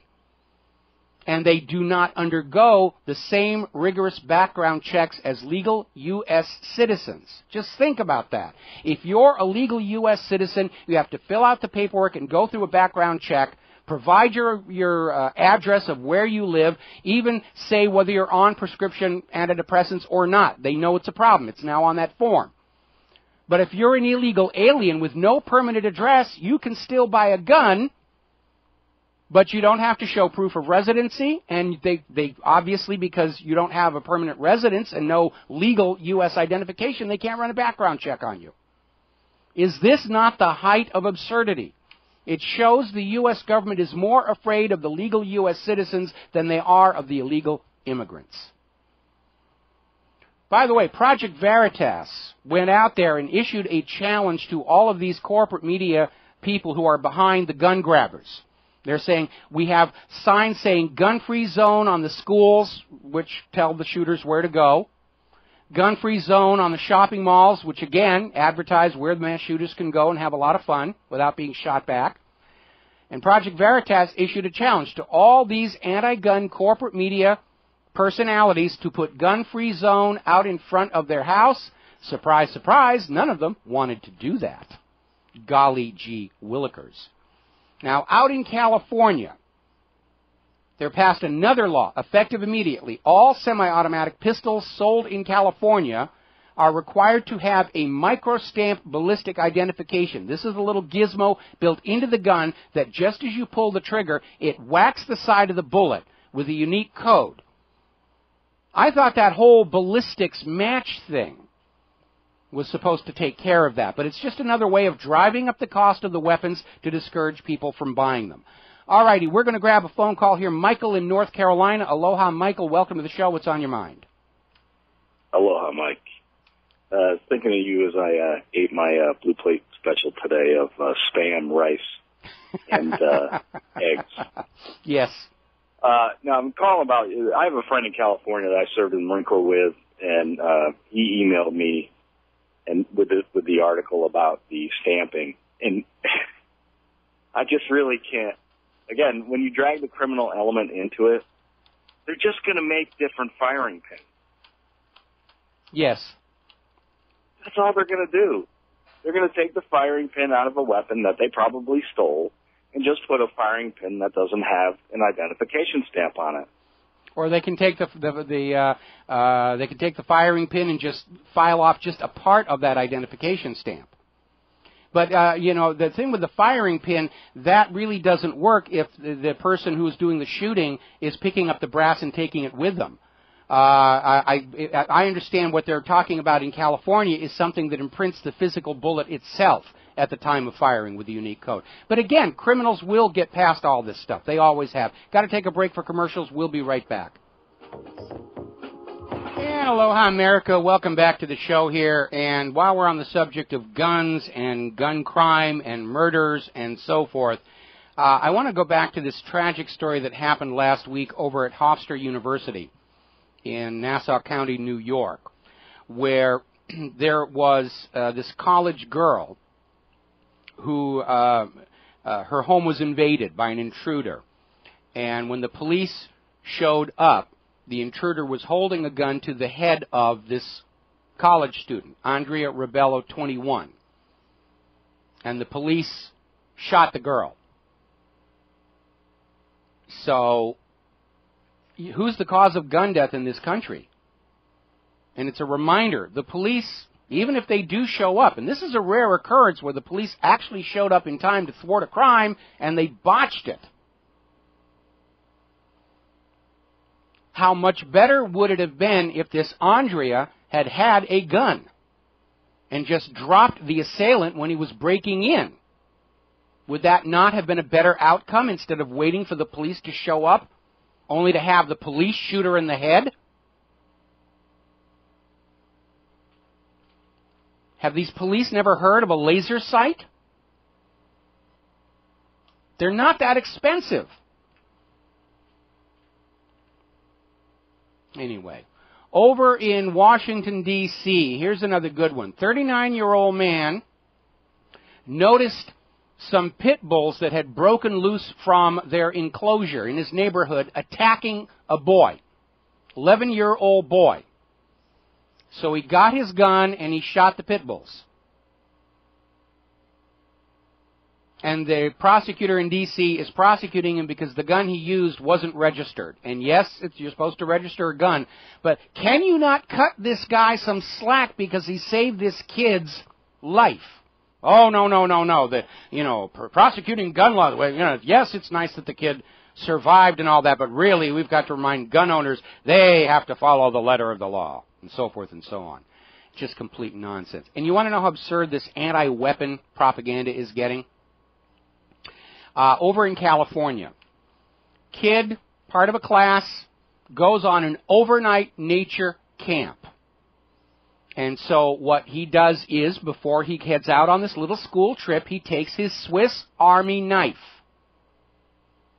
which is, it's got a can opener, tweezers, it's very useful. Everybody should have a Swiss Army knife. They're amazing. I love them. And the school calls the parent and says, come and get him. He has a weapon. He's going to be suspended. He may be expelled for a Swiss Army knife on an overnight camping trip out in the wild. Now, when I was a kid and in the Boy Scouts, admittedly a long time ago, knives were required. Knives were expected, and not just the little folding tool knife. When I was in the Boy Scouts, the official United States Boy Scouts knife was an 8-inch hunting blade in a sheath. We learned to handle those knives safely because we always had them and always used them. And now we see modern education trying to brainwash children that anything that is a potential weapon has to be avoided. That if you see a Swiss Army knife, you must wet yourself the way your parents' generation were trained to wet themselves hearing the word commie. We're going to go back to the phones here. Sam in Chicago. Aloha, Sam. Welcome to the show. What's on your mind? Hi, Mike. I wanted to get your take on how if you've noticed, out in Hawaii, do you guys, the local news when it comes on, yeah, do they advertise, like we report, our news is, original, reporting something, to that effect? Is that going on? Where they're basically advertising that we report the news. I'm not exactly sure what your question means. Out here in Hawaii, under the current economic realities, most of the network news affiliates just carry the network broadcasts verbatim. The local news is locally reported and announced as that, and they do have crews and helicopters that do go out to cover stories like this paper bag that shut down Alamana Boulevard a couple of weeks ago. I'm not exactly sure what you're asking. Like, I mean, like, you know how they, you know, basically, you know how sometimes actually not sometimes, most of the time on the news, they would give, sound bites, and they're not really reporting, real news. They'll actually, like. Okay, I think I know what you're talking about, and this is a phenomenon that is not confined to Hawaii. It is nationwide, and that is that public relations firms will actually create a propaganda piece that looks like a news story, which they will give to the news department of the local TV station, who will run it as news. And so, yeah, that does happen a lot all across the country, where you will see a report about this brand new discovery of a new vitamin whatever, and it's reported as news, but it's actually a very carefully crafted commercial. And the TV news departments will run them because their budgets are tight, and hey, we're going to be able to fill a minute and a half of our airtime at no cost to us. Yeah, it happens all over the country. We've got to take a break for commercials. We'll be right back. And aloha, America. Welcome back to the show here. We're going to go back to the phones. Art off the grid. Aloha. Welcome back to the show. What's on your mind? Hey, Mike. Thanks for taking my call. I want to address these officers on how they could better their performance on dealing with hostage situations so that people aren't killed recklessly, as we saw with this woman earlier a week ago. Mm-hmm. Keep in mind that this is your hard-earned tax dollars at work training these guys, and it kind of makes me wonder what kind of training they're going through when out of 8 shots, it takes them 8 shots to kill not only the perp, but also 1 shot to kill the young lady as well, which kind of is disturbing to me. But for you police departments out there, and I'm sure even a few of you sheriff's departments out there, here's a little advice for you. What you do is you go out and you get you an NC Star rangefinder scope.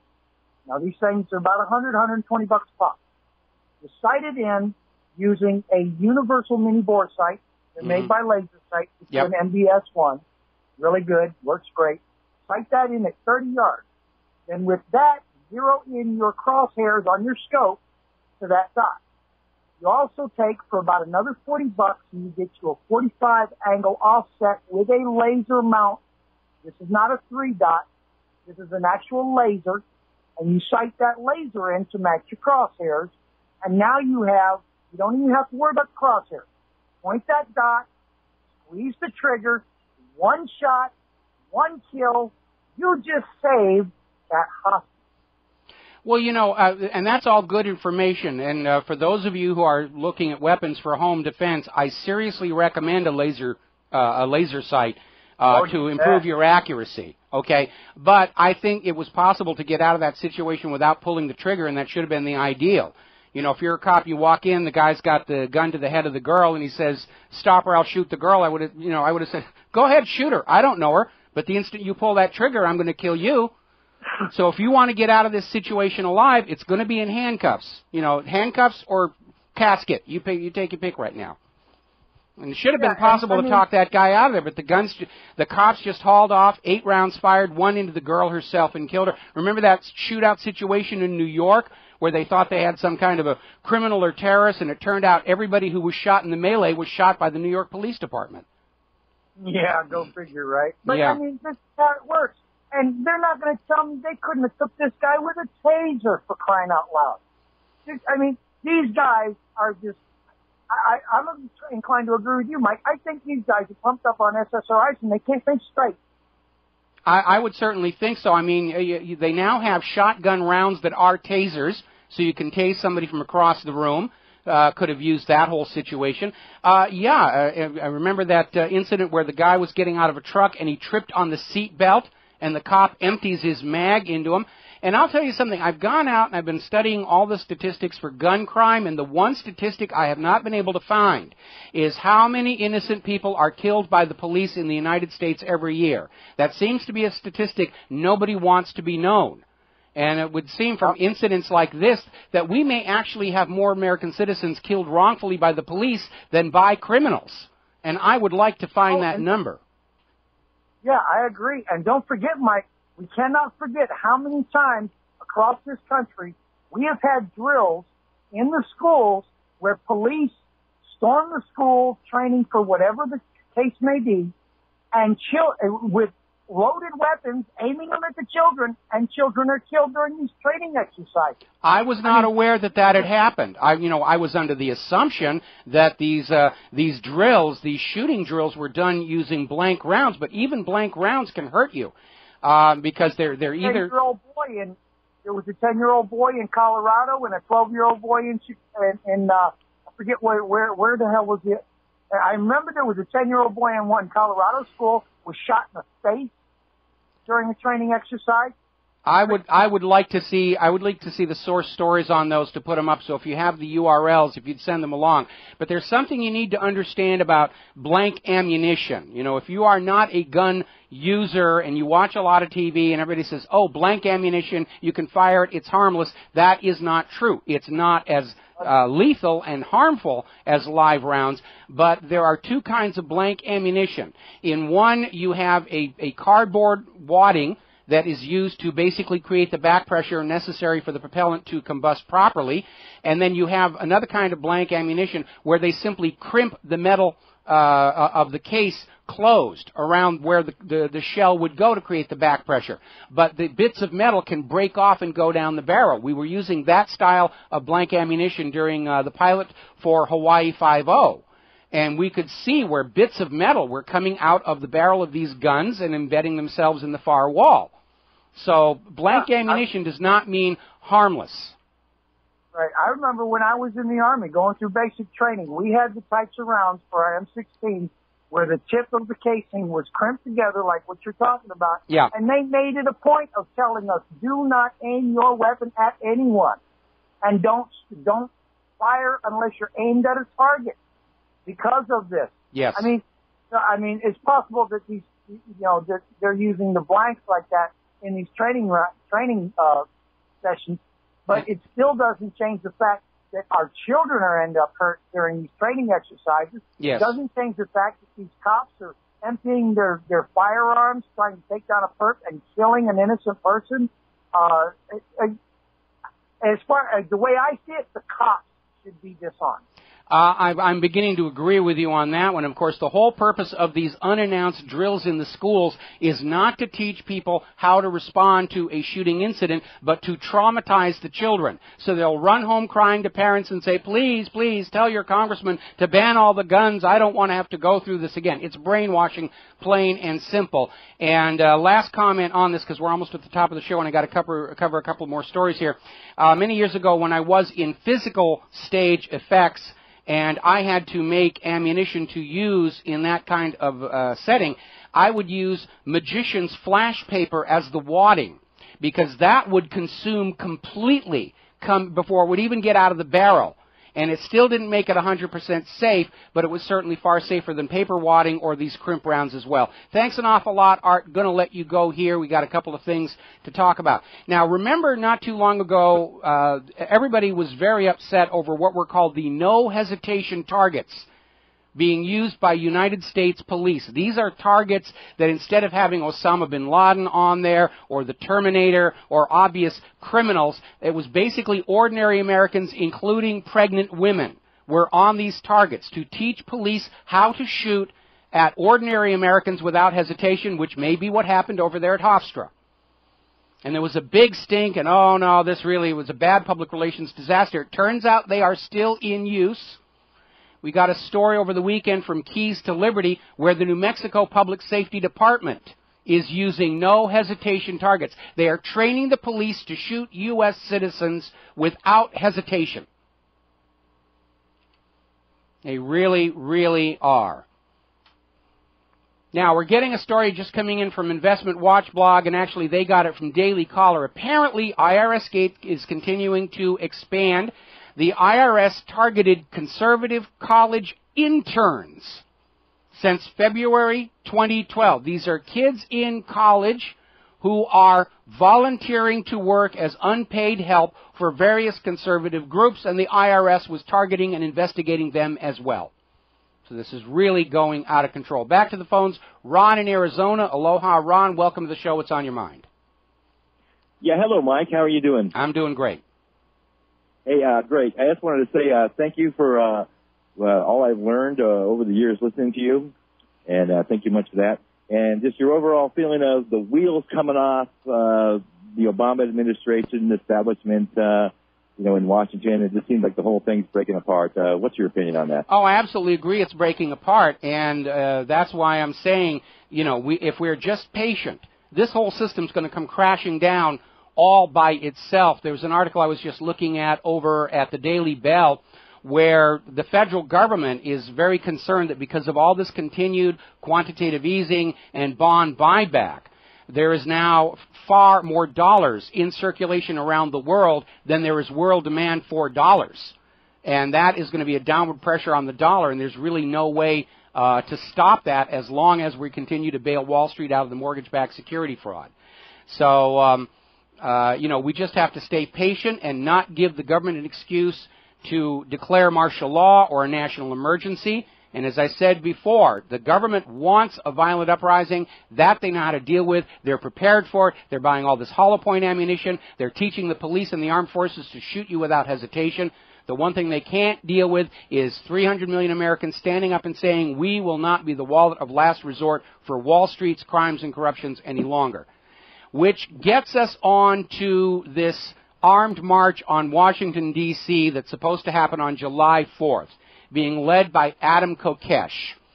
And again, please do not get involved with this. This is tailor-made for the government to put in agent provocateurs to start shooting, to give Obama an excuse to suspend the Second Amendment, declare martial law, and start grabbing the guns. Now, looking out online, right now public opinion seems to be split about 50-50 whether he's really some kind of a hero or if he's obviously setting up something for the government to take advantage of. And again, it doesn't matter whether Adam himself is legit or not.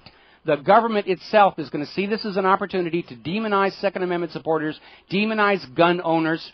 Remember, according to my act, all of us gun supporters were potential terrorists anyway. And so, again, I can guarantee you they are at least considering, if they have not even given the green light, they're considering planting agent provocateurs within Adams' group to go in, force a confrontation with the police, start shooting, and turn it into a wild melee that would allow Obama to grab the guns. Then he's going to come after your gold. Then he's going to come after your kids for more of his wars of conquest. Now, Adam Kokesh has a history of shameless self-promotion and rabble-rousing, and we need to be very, very cautious about this. And again, I am adamantly opposed to this. Supposedly, he has something like 3,000 people who are willing to join him on his march into Washington, D.C. I doubt all 3,000 will show up, but even if he gets 1,000, that will provide the kind of scale of confrontation that would allow the Army to get involved. Don't forget the Pentagon just this last week said they have a right to intervene in civil disturbances without waiting for governor approval or presidential approval. And it's not a coincidence the Pentagon came out with this announcement just in these last weeks before Adam Kokesh's stunt. Now, over the weekend, they were making a big deal over the fact that Adam Kokesh was arrested initially for a possible drug violation. Now they're saying felony assault on an officer. Folks, this is a publicity stunt to get Adam Kokesh's name all over the independent media, to get his name into the corporate media, to pre-sell him as this figurehead for this coming PR operation. And I want you to think back to the summer of 2001 when the corporate media was feeding us story after story after story about what an evil villain Osama bin Laden was, even though at the time he hadn't really done all that much to justify nonstop coverage. And I remember I was still a participant in Free Republic back at the time. And in August of 2001, I was writing, this feels like a publicity campaign. Bin Laden hasn't done anything to justify this kind of constant media exposure.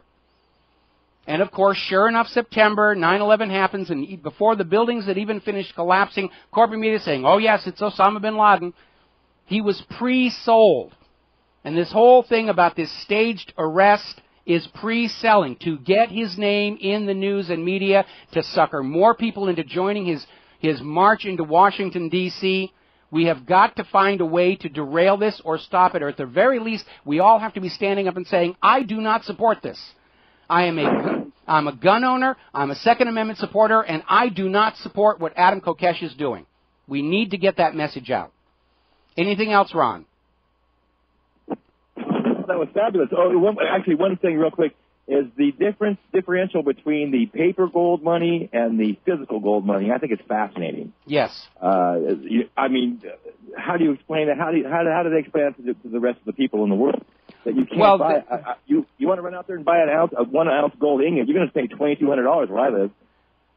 Well, they don't explain it. Basically, the idea, these paper contracts are sold as good as gold. You know, you give me the money now, and in 6 months I'll give you the gold. And these people are buying the paper contracts thinking it's a guarantee they're going to get the gold. And now every 2 to 3 weeks, somebody holding that paper contract is going in to cash in the contract, and they're walking out not with physical gold, but more of that ink and paper stuff. And it's accelerating. And that's why all these bullion banks are empty. Whether it's the New York Fed, the Bank of England, or the Bank of France, they have leased out the gold to keep all these contracts satisfied, to keep the commodities market going. Now they can't get the gold back. And that's why I guarantee you, as soon as Obama gets your guns, he's coming for your gold. We look at a gold ingot in some dealer's house. You can't tell if that's been leased once, twice, 100 times. You don't know. That's right. There's no record of it at all. There's no record of it at all. And I think that's one of the reasons why we're seeing all these gold bars with tungsten cores that are circulating all over the place as well. Some of them with the hallmarks of Fort Knox and the New York Federal Reserve. It's just all being held up with fraud. Got to let you go, Ron. We're almost out of time, and I got only one more caller left. We're going to start with Carrie in Florida. I'm probably going to have to take you through the commercial break. What's on your mind? Hi, Mike. I bet my flowered shirts, I'm down here in Florida, I bet my may outnumber yours. But the reason I was calling, I heard your talk about these no-hesitation targets, and it's not by coincidence that they're all white folks. I hadn't even noticed that. When I looked at the targets, it didn't even register. White people. Yes. It's not by coincidence they're targeting, like I said, returning veterans. Of course, a majority of them are black, but they're not the ones that Homeland Security wants. They want Constitution. We know this, Mm-hmm.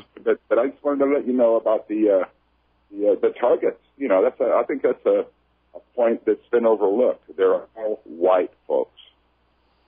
I'll have to go back and look at those. I will have to go back and look at those. It hadn't registered with me what race these targets were, but now that you mention it, I remember certainly the pregnant mother, was white. I remember that. I can see that in my mind's eye there. All right, Carrie, gonna let you go. We're coming up on a commercial break, and I got a couple of breaking stories I want to fit in before the end of the show. So we're going to be back after these words from our sponsors. New information coming in on IRS Gate. And aloha, America. Welcome back to the show. And we have a breaking story now. Tomorrow, Lois Lerner, who is head of the Exempt Organizations Division of the IRS, is scheduled to testify before Congress regarding the improper targeting of conservative groups and activists. Apparently, her lawyer has just sent a letter to the House Oversight Committee saying that she will invoke the Fifth Amendment, that she is not going to answer questions regarding about what she knew of the improper screening or why she did not reveal it to Congress earlier. So when they start going into Fifth Amendment or I don't recall or I don't remember the rest of it, you know that there's legs under this scandal. So this thing is going to really keep going. Yes, the tornadoes in Oklahoma are terrible, but that's a story that's going to fade very quickly from the corporate media. And by the end of this week, they're all going to be back on this whole thing because what I think happened, I think the attack on the consulate in Benghazi was a staged publicity stunt, Obama's October surprise. The ambassador was going to be kidnapped, and then Obama would get the ambassador back, proving he wasn't a new Jimmy Carter and wasn't going to let this turn into a new Iranian hostage crisis, and it got out of control, and the ambassador got killed. And now that Benghazi is being looked into by Congress and the media, they decided it was time for a little distraction. So they leaked this thing about the IRS targeting conservative groups, figuring it was a minor scandal they could use to distract from the far more dangerous scandal. But now IRS is blowing out of control. Then they had that stupid idea of letting the AP know that the Department of Justice had been scanning their phone records, figuring that might scare the media into staying on the reservation. And that didn't work. And now that, of course, it's known that it was Fox News as well, and other groups were being spied on, now you've got Triplegate up there. And I'm sure that Obama is out there saying, quick, we need a new major war somewhere as a distraction, so I can wave the flag and say, yes, bad things are happening in the United States, but there's a war on, and you've got to salute the flag, and you've got to give us your money and your children's lives, or the terrorists will win, or whatever he's going to say. But they're on the defensive, and they're desperate, and the dangerous part of that is desperate people, especially desperate psychopaths, sociopaths, will do anything to save themselves. And that's why I do not think it's a coincidence that Adam Kokesh has called for this armed march into Washington, D.C. on July 4th, or that the Pentagon has announced they claim the authority to militarily intervene in a civil disturbance without presidential or governor authorization. This reeks of being a staged incident to overturn what's left of the Bill of Rights and to bring about this dictatorship that George Bush used to joke about. And we have got to oppose this armed march into Washington, D.C. It serves no purpose at all other than the federal government's agenda of demonizing guns and gun owners. So we've got to find some way to derail it, undermine it, stop it. And on that note, we've got to get out of here and get some errands taken care of. We'll be back tomorrow on the Republic Broadcasting Network. Until then, stay safe, stay well, stay skeptical. Stay informed, make good choices. Please donate to Republic Broadcasting Network. Only you can keep us on the air and fighting for the truth. Aloha, America.